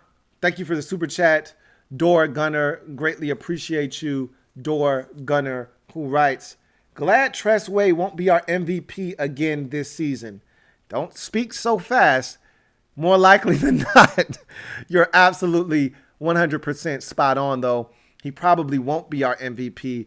Your punter is never supposed to be your MVP, but that's where we were with ours last year, man. It was bad. When you're 3-13, it's all bad. And so not many good things came from the season last year, but you do want to have a great kicking situation, both field goal and punting wise. And I think we've got a really good combination, man. I like our kickers, man. I like our whole setup, with our long snapper, Nick Sundberg, our punter Tressway, and our field goal kicker D-Hop. I like our setup, man. I think we've got one of the better ones in the league. I think D-Hop is about to become one of those consistent kickers that you can just count on year in and year out. I think he's like, for years, we saw flashes from guys, and I always felt like we would cut them loose a little too soon. Whether it was Graham Gano, who I really thought we cut the tape on a little too soon, but I couldn't save Graham. He kept missing kicks. I can't save you when you don't help yourself. And, even if you want to go back to Kai, remember, he wasn't your guy. He wasn't my guy. He was our guy, Kai. Remember him? He couldn't make a 50-yard field goal. I can't keep a guy around that. Look, Kai was money from 49 and in. Anything 49 yards and in, Kai was probably like 25 of 25 that year. But the problem was, if you told Kai, I need it from 50, Kai was going to look at you sideways like, hey, man, that's pretty damn far. And I'm like, hey, Kai, man, I need it, bro. That's just not who Kai Forbath is. And so in this day and age in the league, you got to be able to boot it from 53, 55, 57 if need be. And I think we have a guy in D-Hop that can do that. So, yes, Tressway won't be our MVP this year, more likely than not. And that's a good thing, as you mentioned. Thank you for the super chat, Door Gunner. Got another super chat. This one from Tommy T. Thank you for the super chat, Tommy T. Greatly appreciate you, Tommy T, who writes, who gets the double-digit sacks this year, Ioannidis or Allen? Hashtag HTTWFT. Hashtag stay safe. Hashtag mask up. If I had to guess between the two, I'd say it'd be Ioannidis first.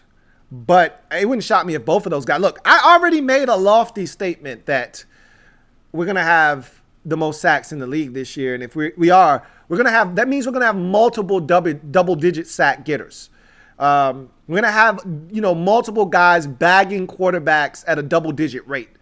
And so that could mean 2, that could mean 3, that could mean upwards of 4. I think when it's all said and done, of those two, if I had to choose one, I would choose Ioannidis because he's been trending in that direction. You look at Ioannidis' trajectory, it's on a crash course for 10.5 this year. But then when you look at Jonathan Allen's, he's not to be slept on. He's on a crash course for about 10 himself. So it's not inconceivable that both of those guys end up with double digits this year, especially when you look at what's outside of them. When you put Sweat on one side and the Predator on the other side, you're going to get one-on-ones inside. And there are going to be times where that guard, his eyes aren't locked in on that defensive tackle, but rather, hey, man, I need to go help my tackle out with Chase Young. Well, now all of a sudden you got one-on-one with the center, or maybe there's a miscommunication. See, this is what I call the Chase Young effect. If you watch my breakdown of Chase Young when I broke down the film, I called it the Chase Young effect, where guys were running free. Defensive tackles were getting free rushes at the quarterback because the guard and the center, first of all, the center is not supposed to be blocking the defensive tackle one-on-one. The guard is. The center is only supposed to help. So he's looking the opposite way, thinking the guard's going to block the defensive tackle, the 3-tech. And the guard is being nosy. He's looking to help the tackle with Chase Young.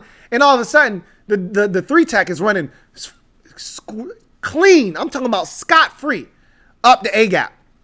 Free sack. Free money. That's the Chase Young effect.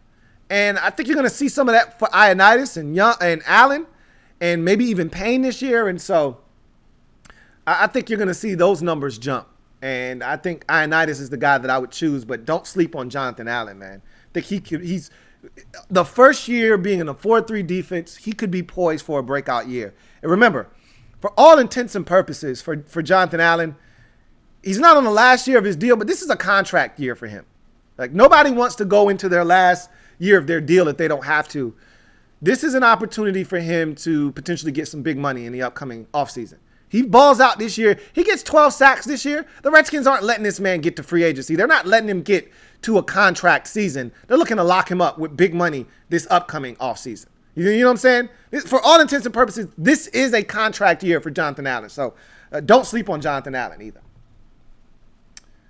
Got another super chat. This one is from Door Gunner once again. Double up. Thank you for doubling up, Door Gunner. Greatly appreciate you. Door Gunner writes, I expect the offense to start slow and not become cohesive until week 5 or later. Defense will have to carry us early. O will be much improved by the end. I think that you're probably right. Normally how this goes, though, is the opposite way, where the offenses usually come out swinging and the defense has to catch up. Because as an offense, you know what you're doing. The defense has to get settled in. You always hear about them talking about how, The defenses usually come out to play. We've seen it in role reversals of late. We've seen big numbers put up by teams early in the season because defenses have to get their bearings. And the offense is almost like playing in the snow. That's the way I equate the start of the season to. The offense has the advantage. Why? Because they know where they're going. As a defender, you're always reacting to what the offense is doing. If you don't have the traction and the footing, you're slipping in the snow because that guy's making a sharp cut and you have to now stick your foot in the ground, and now it's the footing isn't the best. You got ice caked up in your cleats and now you can't make that sharp cut. And so it's just tougher for the defense in the snow. I think it's the same way when you start off the season. The offenses should have more of the upper hand and defense has to play catch up. I think it'll be similar in that regard for us, but as you mentioned, it could be the opposite.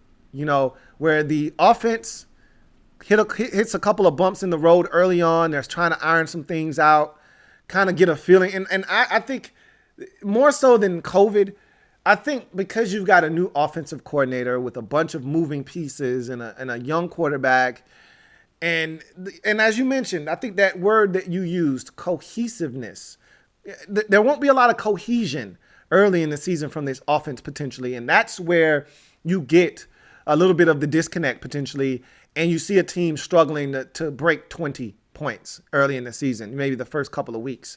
We'll see. Because for us struggling, there's still the chance that the defense we're playing against has a defensive breakdown, and Terry McLaurin is running wide open in the secondary. That happens early in the season. That's why you see a lot of points being scored by offenses, because more so than offenses having to communicate. Look, everybody just needs to know what they have to do on offense. Everybody's got a specific job to do. Same can be said on defense. But unlike offensive football, on the defensive side, all it takes is one person to run, to do something wrong, and it could result in 7 points. Offensively, you could say that, about a bunch of positions, but not every position is, dependent upon you doing your job or else. If you want this route concept to be run effectively, everyone needs to be running it in sync. That receiver can't shortchange the route. If it calls for 12 yards of depth, you can't run it at 8 or else you'll be running into the receiver running a shallow cross and everything's all botched.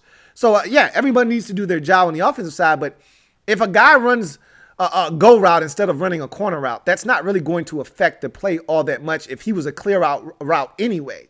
Versus, hey, we're playing cover 3 and that corner on the outside decides he's going to be nosy and jump an out-breaking route. And so there's nobody deep on the outer third. And so now you got a receiver running scot-free clear to the end zone. You see that early in the season. And so, defenses struggle early in the year as well.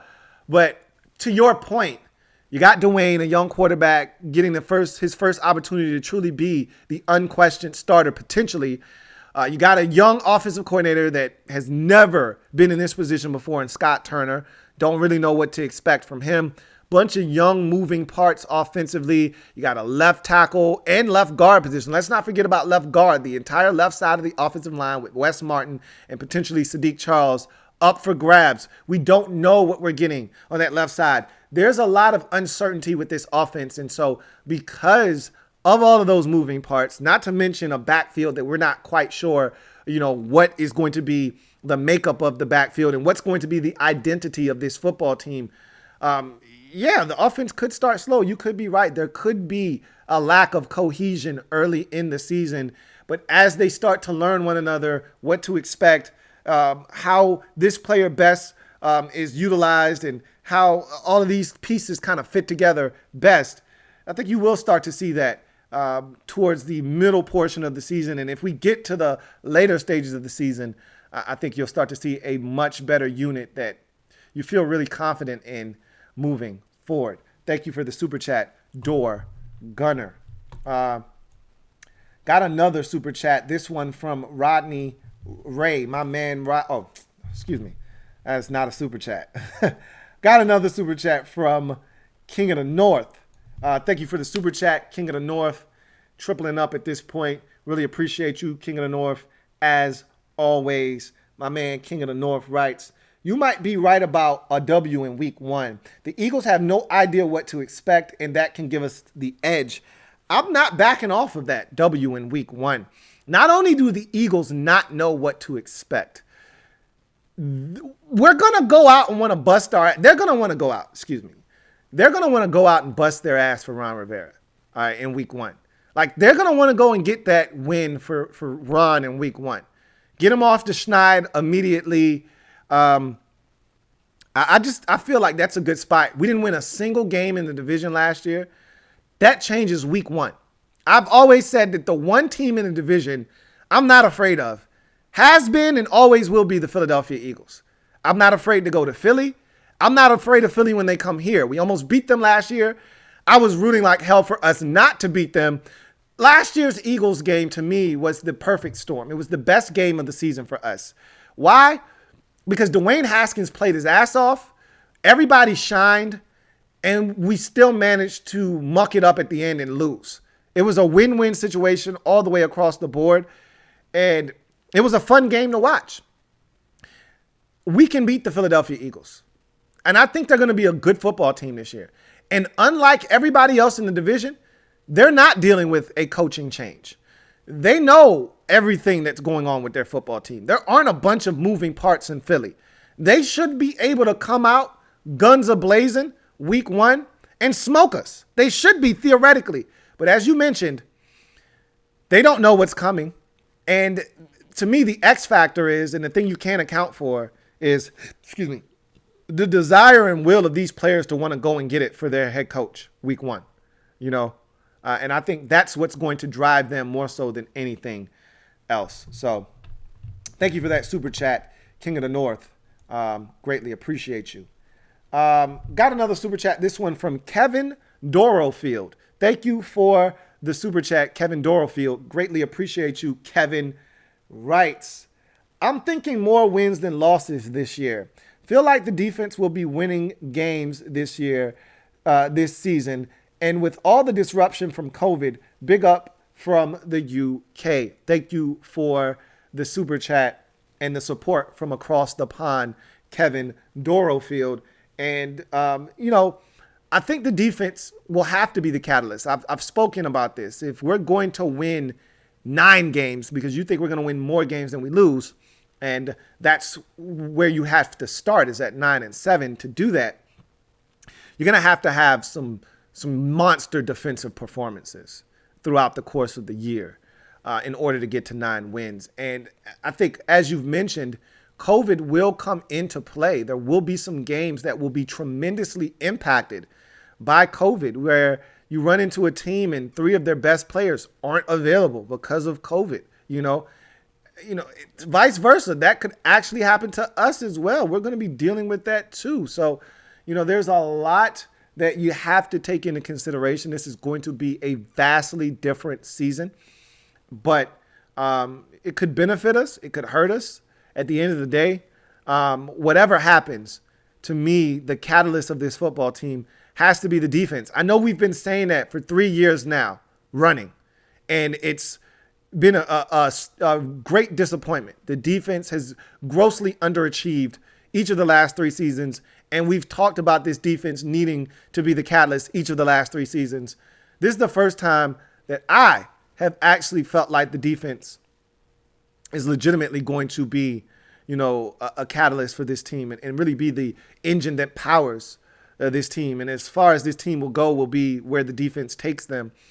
You hope in the future that, that the offense and Dwayne Haskins, more importantly and more specifically, is the reason you're winning ball games. But at the end of the day, the defense is going to be in the driver's seat in the 2020 season.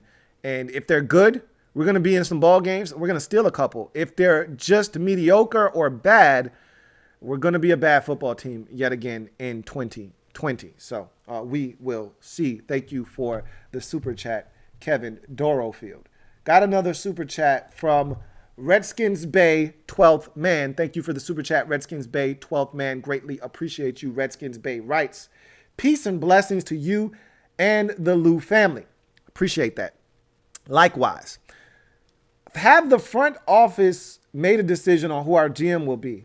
And who do you believe will be our day one starting tight end? I guess that's supposed to be. It says YE. I'm assuming that's TE.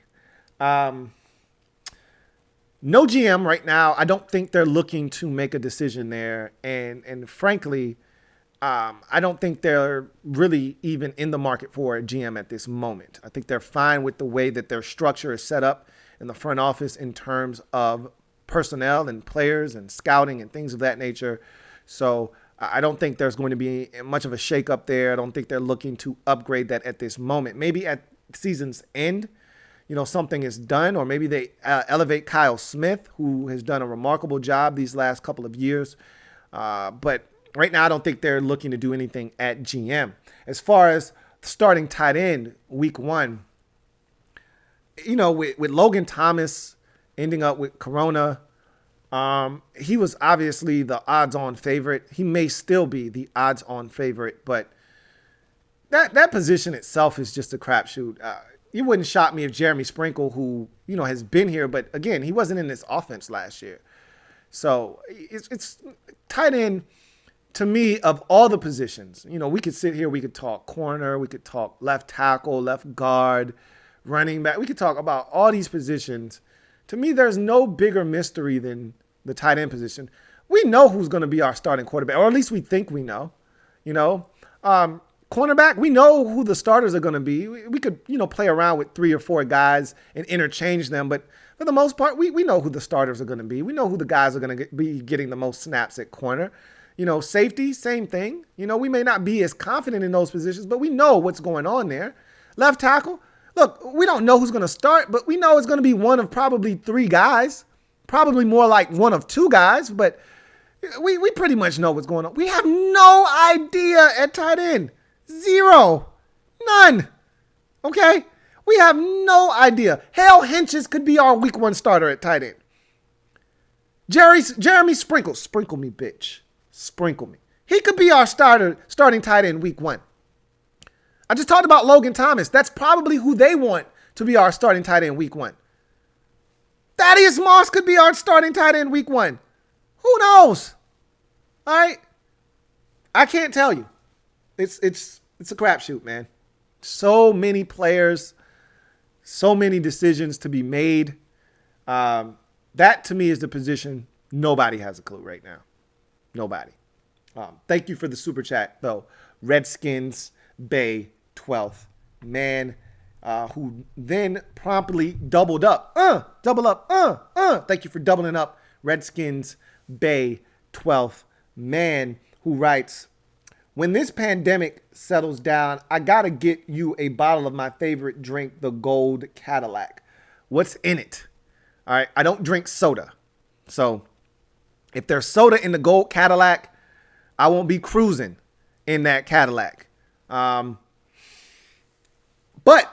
if there's a substitute for it, or it doesn't have soda in it, by all means, or milk. Obviously, I'm a vegan, so I don't drink milk. But or it's not milk based, but like rum chata or something like that with milk in it. But I'm all for it. Sounds good to me. I appreciate you. Got another super chat from my man Protect Sports. Double up. Thank you for doubling up, Protect Sports, who writes, bruh, your barber was hilarious. 1, 2, 3 team. He had me weak on the phone when we were talking as well, man. That's my guy. He's a funny dude, and he says stuff like that. And he says, I'm going to have some more for you when you show up. I got an appointment this weekend, so he'll have more jokes for me, trust me. And I'll probably have some more to share with you guys the next time we speak. So that was only the beginning of the jokes that he'll have lined up for us as the Washington football team. So thank you for the super chat, Protect Sports. Got another super chat. This one is from Martin Matthews. Greatly appreciate you, Martin Matthews. Thank you for the super chat. My man Martin Matthews writes, hey, Louie. Sorry I tuned in late for your last broadcast, so happy belated birthday. I appreciate that. I'm tuning in late tonight, so did anyone bring up if Washington was thinking of picking up Njoku from the Browns. No one brought that up.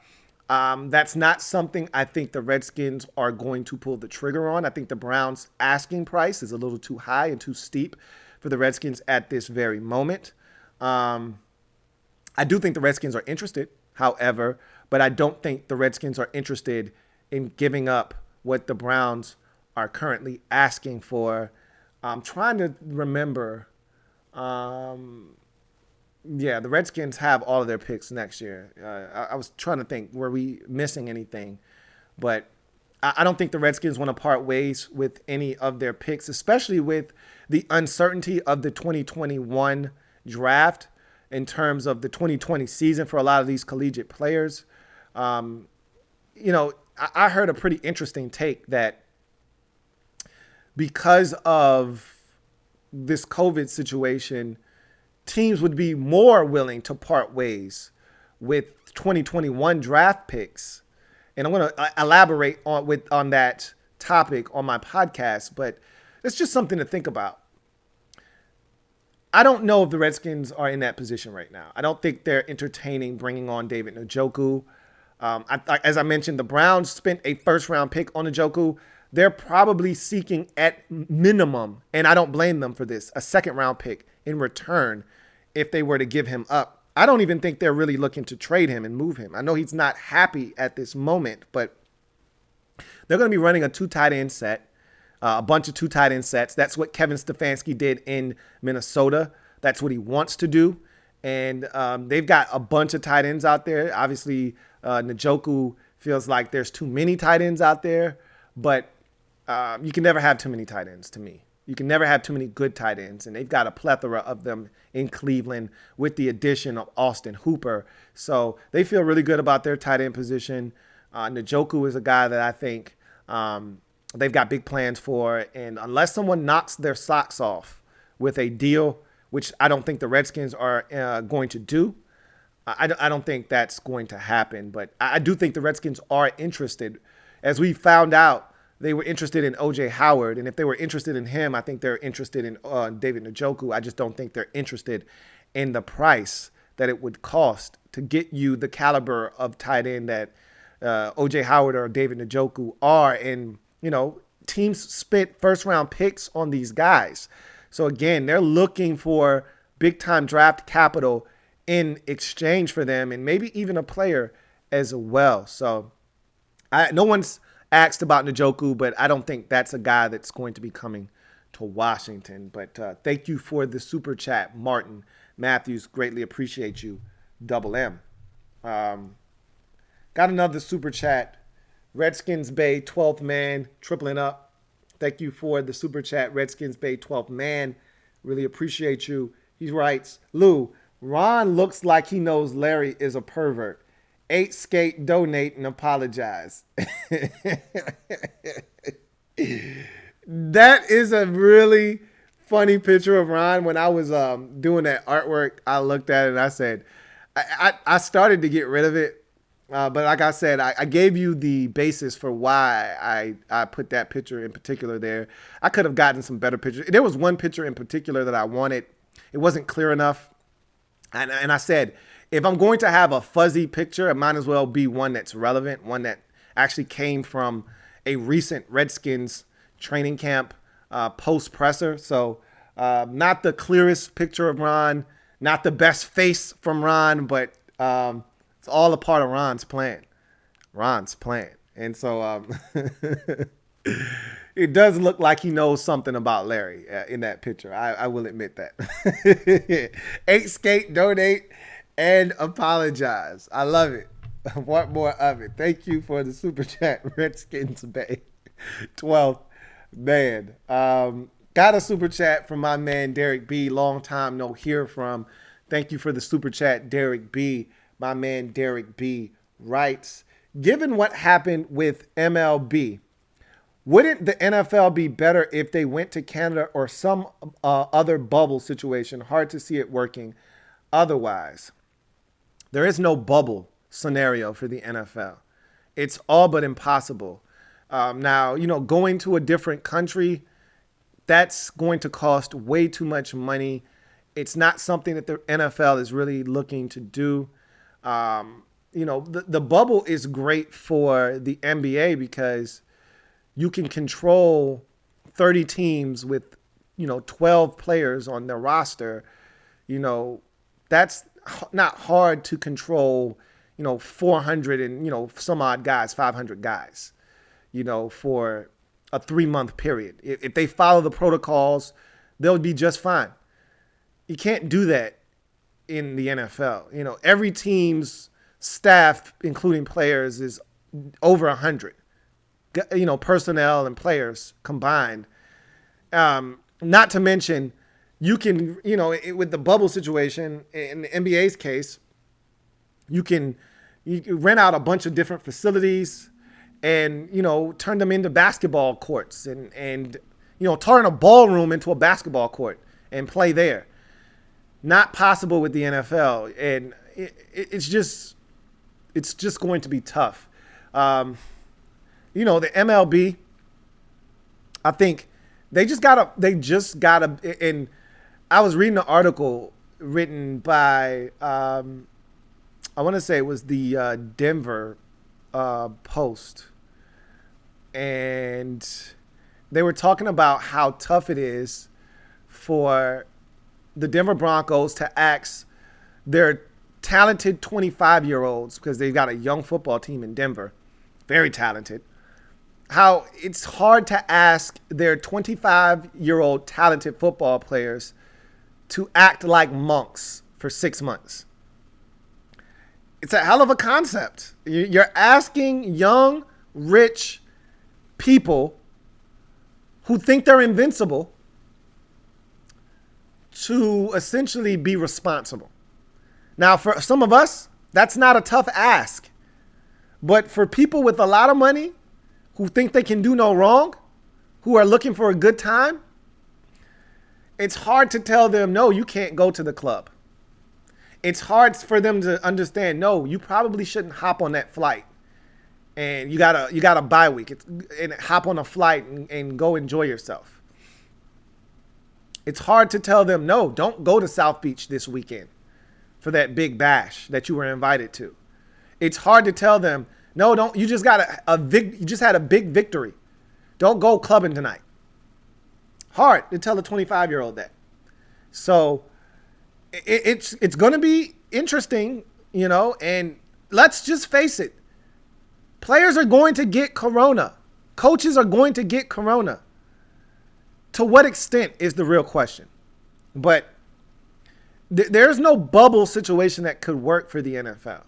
I can't see any way where you can have all these teams in one centralized location and have them playing games simultaneously. That's another thing the NBA is afforded the opportunity to do because of their setup.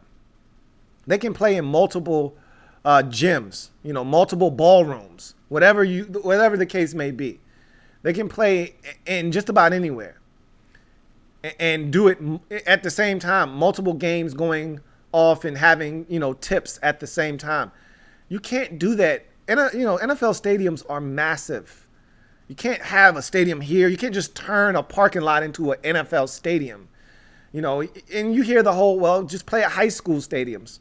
Maybe you could do that, but you're still putting a product on television. And so they still want to have all the bells and whistles that you normally get. The last thing they want is for people to be checking out because the product isn't what they signed up for. And now sponsors are pulling out and that TV money isn't what it's supposed to be. Because like I said, that's what drives the NFL, their TV revenue. So hard to see anything coming about a bubble situation with the NFL. Players are just going to have to do their best to stay safe. And you're asking a lot for these young guys. It's a lot. But you're hoping that they are responsible. That's all you can really do is cross your fingers and hope that these guys take it seriously. Thank you for the super chat, Derek B. Got another super chat from Rob U. Thank you for the super chat, Rob U. Greatly appreciate you. Rob U, as always, appreciate you. Rob U. writes, if Cole Holcomb improves his pass coverage, how good can he be, and which linebacker position will he play in Del Rio's defense?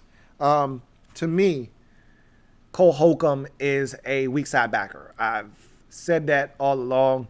I think he's a guy that is a weak side backer. That being said, they could have other plans for him. You know, to me, he could play anywhere. He could play all three of the linebacker positions. And I've heard Ron Rivera talk about the versatility that they think Cole Holcomb has to be able to play. Remember, this was the guy that played middle linebacker at North Carolina and wore their green dot. So this is a guy that can play middle linebacker. This is a guy that can play weak side backer. I think he was made to play weak side backer in this league. And in a pinch, I think he could play strong side backer, even though I don't necessarily think he's the guy I want over the tight end. And, you know, in the run game, whooping a tight end's ass. I don't see him. That's why I feel like that's more of a Ryan Anderson type of position, you know, where you get a guy, you know, whooping the ass of the tight end in the run game and blowing shit up. That's Ryan Anderson all day to a T. I don't think Cole Holcomb's the guy you want clean, you want free. You want him on the open side of the field, and you want him roaming out in space. So I think he's a weak side backer. And, yeah, if he improves his pass coverage, because I think he can run with just about any running back in this league. So if he just improve his pass coverage, he can run with tight ends, he can run with running backs. This is a guy that I think could definitely, you know, see dramatic improvements in year number 2 and ascend in this league as one of the better linebackers in this league. But I think he's a weak side backer through and through. Thank you for the super chat, Rob U. Got another super chat, this one from Prison Mike. I don't know if I like where this is going with the name Prison Mike, but thank you for the super chat, Prison Mike, who writes, I got a name, the Washington Soap Droppers. How did I not know something like that was coming? Okay, just seeing the name, I had to know that some tomfoolery was coming right down the pipe.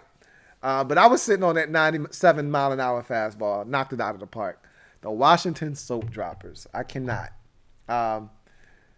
Thank you for the super chat, Prison Mike. I really appreciate it. Let's see. Is that the last super chat of the night? No.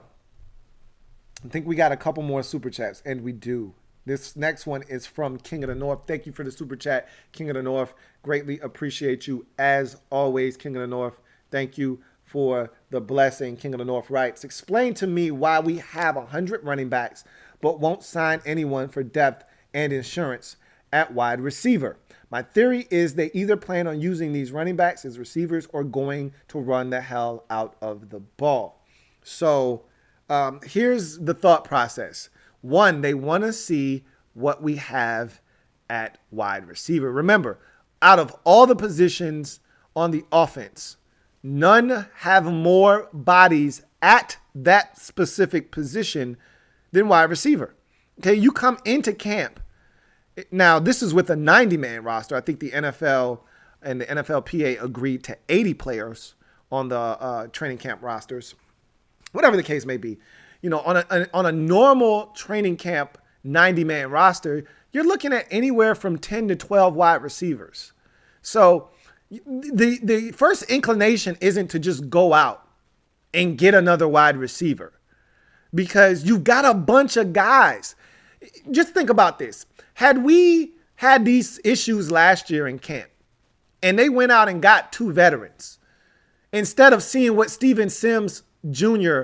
brought to the table, could you imagine what we would have missed out on? He wouldn't have made the football team. Now, he may have made the practice squad. Maybe someone else would have claimed him off of waivers and we would have never seen what Steven Sims looked like in a Washington football team uniform. Like, these are the things you don't want to miss out on. And so because of that, you give the young guys an opportunity to prove that they're ready or they're not. You know, Isaiah Wright is a guy that we've heard his name come up a million times. I personally don't think he's ready. However, I could be wrong. Give him an opportunity. You know, Jordan Way. These are all guys probably not going to make this football team. Says me. I don't know. The coaching staff has to make a determination whether these guys are good enough or not. There are a lot of young guys out there that are going to get an opportunity now, and whether they seize it or not is on them. But because there are so many bodies at wide receiver, you don't have to do anything right away. You need to see what you have. Unlike running back, that if you have an injury or two, yeah, you've got other guys, but, you know, especially with our position, our running back position, because they want our running backs to be so multifaceted, you want to have enough guys that you feel comfortable having. And remember, it's not like they went out and signed a bunch of guys after the fact. Like, these guys were signed during free agency. You know, they brought in Peyton Barber during free agency. They brought in J.D. McKissick during free agency. You know, they brought those guys in to compete. Wide receiver, they addressed it with your boy from the Giants that got into the altercation. And then they addressed it via the draft with Antonio Gandy Golden. So they felt like they had enough at wide receiver, you know, but, you know, we'll see what they decide to do, you know. As far as running the hell out of the football or using those running backs as receivers, I know for a fact they're going to use our running backs as receivers. You know, I've already heard Scott Turner talk about having 5 eligibles on the field at all times. He's not one. The new wave of thinking, the new age of offensive coordinators aren't looking to have 3 eligibles on the field. They're not looking to have 4 eligibles on the field. At all times, they want 5 guys that are threats to catch the football on the football field. All right, so even if one of those guys has to stay in and block, like the tight end on the running back, they still want that guy to be able to catch it if need be.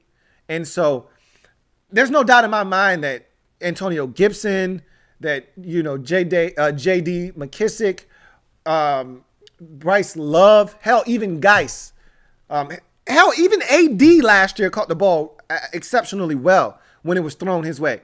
All these guys are going to catch the football, and, you know, more so than others, some of these guys will have bigger roles as receivers, like Antonio Gibson, for instance, or maybe even J.D. McKissick with, you know, a receiver background. They'll have probably a much bigger role as receivers, but, you know, everybody is going to contribute at the running back position in the, you know, receiving game. So I think that's more so their thought process than anything else. I think they're still open to bringing in a wide receiver. Don't dismiss that. But I think they just want to see what they have first. I think that's more along the lines of why they're going to do what it is they're going to do. So I don't see us running the hell out of the ball. That's not what they did in Carolina. That's not who Scott Turner is. That's not who his dad was as a coordinator and a play caller. I don't think that's what they're going to do. They want to run the football when they get a lead, you know, but they're looking to stretch the football field vertically.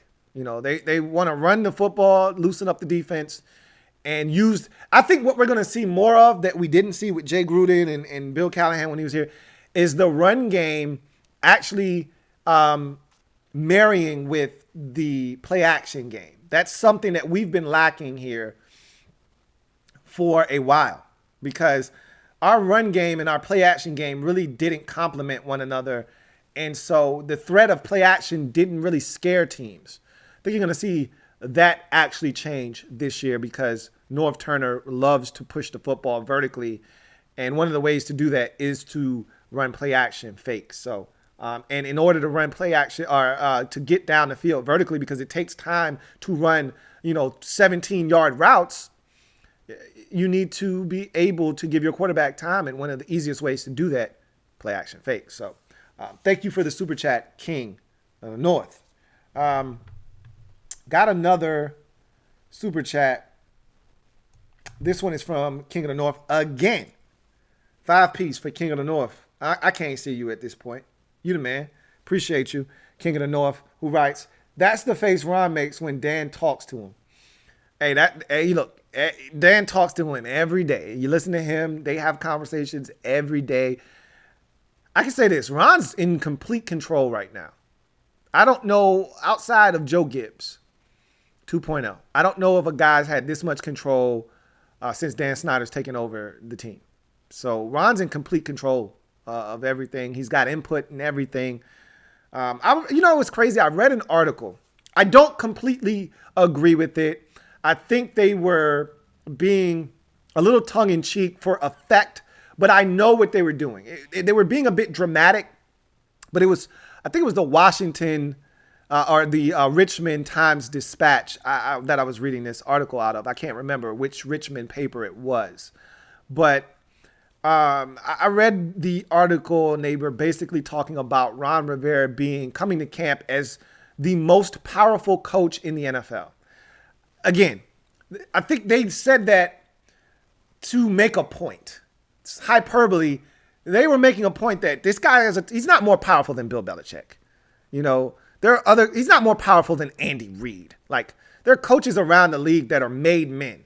He's not that, but he has a ton of power. That's what the article pretty much was, trying to, and the headline was trying to make. That was the point it was trying to make, is that he's got a ton of power.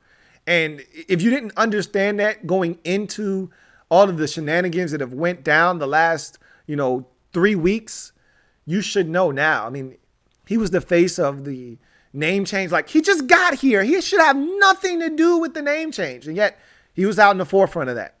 The whole Washington Post scandal, article in the scandal for the Redskins with the 15 women talking about the working environment and being sexually harassed. He was the face of that, essentially, having to come out and speak. That should have been Daniel Snyder. He should have been speaking about that, not Ron Rivera. He wasn't even here when all that stuff took place, but he was out in the forefront. He was the guy having to field questions about that stuff, whether it's name change, uniforms, roster, you name it. Ron's got his hand in just about everything. And you could tell he's exhausted by a little bit of that. And you could hear in his voice that he was relieved that other guys have been brought on board to help him with some of those duties and take some of that stuff off of his plate. But make no mistake about it, he's got a ton of power, man. And that's refreshing, because as fans, we just want Dan the hell out of the way and let guys who know what they're doing handle the football side of things. And right now, I think Ron Rivera is in total control. Kyle Smith is answering to him right now. Like, he hired this entire staff, essentially, even into the front office. Some of these moves were made with the blessing of Ron Rivera. Like, it's a lot right now that Ron Rivera has his hands in. And so he's got a ton of power. That is definitely the case right now. But maybe that is the face Ron makes when Dan's talking to him. When Dan's talking some bullshit. I don't know. We'll see. Thank you for that super chat. Once again, King of the North. I think we got another super chat here.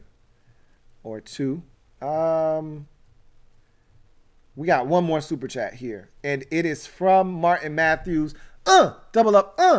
Thank you for doubling up, Martin Matthews. Greatly appreciate you. As always, Double M never ceases to amaze me, and you never disappoint. My man, Double M, writes, "Hey, Louie, I have to ask, with Harmon going down, how are the chances for Sims making the team? For the hard question, who do you think our girl is picking to take the Perv's play-by-play spot? Anybody will be an upgrade." Well, Julie Donaldson herself, if I'm not mistaken, is going to do the play-by-play. At least that's what she was tasked with when she was given the position. That's how she was billed, as the NFL's first female play-by-play, play-by-play man or woman. Now, will she defer to someone else? That's debatable. We'll see. She's got a lot on her plate because she's essentially taken over the Larry Michael role, and he did play-by-play as well as handled all of the communications for the Redskins, all of the content that they put out, the Redskins Nation and the pregame show and all of that stuff. That was all Larry Michael. The content on the Redskins YouTube page, that was all Larry Michael. So now that it's, the Washington football team and Julie Donaldson's in control, it'll be interesting to see what direction she goes in. Does she alter the content on YouTube on the Redskins, or excuse me, the Washington football team's page, or does she kind of keep it status quo? Does she make herself the play-by-play voice of the Redskins, or does she put somebody else in that position? It'll be interesting to see what they decide to do. She was billed as the next play-by-play voice of the Redskins, but she may ultimately decide, I'm good, I don't want to do that, and she may bring someone else on. There are a bunch of options out there, some guys that would make a ton of sense, especially if you wanted to keep it local. But I don't know what direction they're going to go in right now. My guess is that it's going to be Julie Donaldson. I think that's part of the reason she signed up for it, was a chance to be groundbreaking. Not only is she a high-ranking official in this organization, but she's got a chance to be the first female to do something, to tear down a barrier, open up some new doors potentially, and I think she's going to take advantage of that opportunity. So if I had to guess, I'd say she's going to take that opportunity. As for Sims making the team, that's a guy that definitely is in the discussion. I always omit him, but, Darvin Kidsey, Cam Sims, Isaiah Wright, Trey Quinn, to me, these are your first four guys that are going to benefit from Cody Latimer being on the NFI list and Kelvin Harmon being out for the season with the torn ACL. Those are the four guys that, to me, come to mind as having the first crack at making this roster. And I think you're going to see one of those guys, maybe even two of them, take the place of the guys that were going to make the football team, because I felt like Trey Quinn was going to make this football team anyway. Maybe he wasn't, but I thought he was going to make the football team. We'll see. Maybe Cody Latimer was going to beat him out because he's a core special teamer. But Cam Sims now has a legitimate shot, and all you can ask for is a shot. Darvin Kidsey going to have a shot. That's why they don't sign another receiver. Right now, before all these injuries took effect, there were 13 wide receivers on the roster. This is why they haven't signed anybody. Now you're -3 with the injury to Kelvin Harmon. So he's subtracted. Cody Latimer on the NFI, he's subtracted. And Emmanuel Hall tearing his ACL. You're now down to 10 wide receivers, but that's still a bunch of guys considering you're only going to keep 5 of them at the most, more likely than not. So I think they're going to assess the 10 guys that are in camp.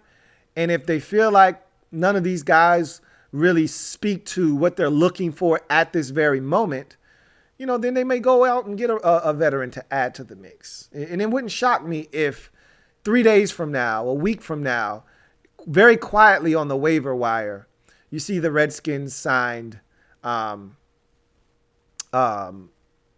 Isaiah Wright. Or the Redskins, did I say Isaiah Wright? Not Isaiah Wright. What's the guy that I brought up earlier that played for them, Carolina last year? I can't remember his name. I think it is Wright, though. Anyway, it wouldn't shock me if you saw the Redskins sign Chris Hogan come across the waiver wire, 5 days from now. Like, they're going to figure out what they have at receiver, but it may take a while too. It may not happen for 2 weeks. So we shall see. Thank you for the super chat and doubling up, Martin Matthews. Greatly appreciate you. I think that is it in terms of super chats. I do want to talk about the uniforms on the way out really quickly. Because at one point I was seeing a little mass hysteria on socials when Landon Collins dropped the picture that you see in front of you. And like my first reaction was no reaction. Like, okay, that's the uniforms from last year and the year before that and the year before that and the year before that and the year before that. Like I saw a post on socials where the guy was like, um, I'm drooling over these. And I'm like, it's the same uniform with a different helmet. Like, what are we? And it says Washington across the front. I actually like that it says Washington across the front. It looks better than when it said Redskins, but that's nor here nor there. You know, at the end of the day, I'm cool with the unis. You know, and I'm cool with the helmets. They look cool for right now. Maybe the stripes would have been dope on the helmet. One stripe might have been dope, you know, down the center. And let me make a correction because I was far off on this. I think I said that, you know, the numbers were white with one uniform and yellow with the other. The numbers are going to be gold on both helmets. They're going to be yellow on you know, both sets of jerseys, home and away. So that's not going to change. So let me make that correction right now. I did want to say that because I think I said that it seemed like, and again, I was making, I was speculating and drawing inferences from, you know, some poorly shot and photoshopped photos. Like there wasn't much I could surmise. I was trying, like, remember I was talking about, is the burgundy going to be darker? Is it going to be a deeper burgundy? No, none of that's true. Remember I said, it might just be the same uniform because, you know, the mock-up that we saw last week with the, you know, robot Dwayne, the bot Dwayne. It was a mock-up, but, you know, the colors weren't true to form colors. It was a mock-up. So, you know, Landon Collins sporting what amounts to the same uni that we're accustomed to seeing. It's good. You know, that's more along the lines of what I was expecting. And I'm actually thrilled that they're keeping it, you know, kosher. And the helmet looks dope, and we'll see how it goes, you know. But I got one more super chat, and I'll take this one on the way out. 99 Problems Chase ain't one. Thank you for the super chat. Greatly appreciate you. 99 Problems Chase ain't one. Writes, hey, Washington fans, would you like to see black added into our colorway? 2, Louie do love saying Redskins still, LOL. I know it's hard, bro. HTTWFT, LOL. Good night. I keep saying it. I didn't even do it that much last show, but I said it a million times tonight, man. Man, did I say it a bunch tonight. I'll be better. I will get used to saying Washington football team, but it's a process. No doubt about that. And I, for one, would like to see black entered into the colorway. I would. I can't speak for anybody else out there. I would like to see black infused in a jersey. I'd actually like to see a blackout uni for the Redskins. Not one they wear all the time, you know, just a blackout uni, all black, black on black, and have the crowd show up in all black, you know, similar to the Ravens. Like everyone's doing it around the league. The Ravens have a blackout uni. The Cardinals have a blackout uni. I'd like to have one of those. You know, that I think that'd be pretty cool. All black and burgundy would be dope. You know, splash of, you know, gold. But for the most part, to me, black would be a nice welcome addition into the colorway. I wouldn't want it into our normal setup. You know, the burgundy tops, white bottoms, or vice versa, white tops, burgundy bottoms. I don't want black infused into that. But if you could just get an all black on black uni, almost like a color rush, and have that be the Redskins color rush, I think that'd be pretty damn dope. What says you guys out there? Leave it in the comment section. So with that being said, thank you guys for supporting the show again tonight. The NBA is back. MLB has been back for a little while. You could have been anywhere else, and you decided to chop it up with your man Louie T, and I greatly appreciate that. So thank you so much. I am a Washington football fan, etched in burgundy and gold. My Washington spirit will never die. Washington spirit will never fold. Hail to our Washington football team. I thank you guys for joining me tonight. Look forward to chopping it up with you guys in the near future. As always, if any big news breaks, I will be here breaking it all down. A lot of content coming your way in the coming days. keep your eyes peeled for that. Please continue to support all of the content coming out of this channel. Look forward to chopping it up with you guys in the future. Make sure that you like this video, subscribe to Louie T Network if you haven't already done so. Hit that notification bell so you don't miss a thing if you haven't done that either. Also, a lot of ways you can contribute to the Louie T Network. Thank you for all the super chats tonight. I really appreciate all you guys. Thank you for all the new patrons that I have gotten. Thank you guys so much. Looking for more support on Patreon. Also, you can support on Cash App, on PayPal. So many ways you can donate. All of that is down in the description of this and every single video that I do. And across all platforms, Louie T Network is how you find me. So with that being said, I'm going to glide to the side. I thank you guys for joining me tonight. Make sure you stay safe. Take care of yourselves. And we will reconvene at a later date and time. You guys have a good one. Hail to the Washington football team. I'll see you guys next time. Have a good one.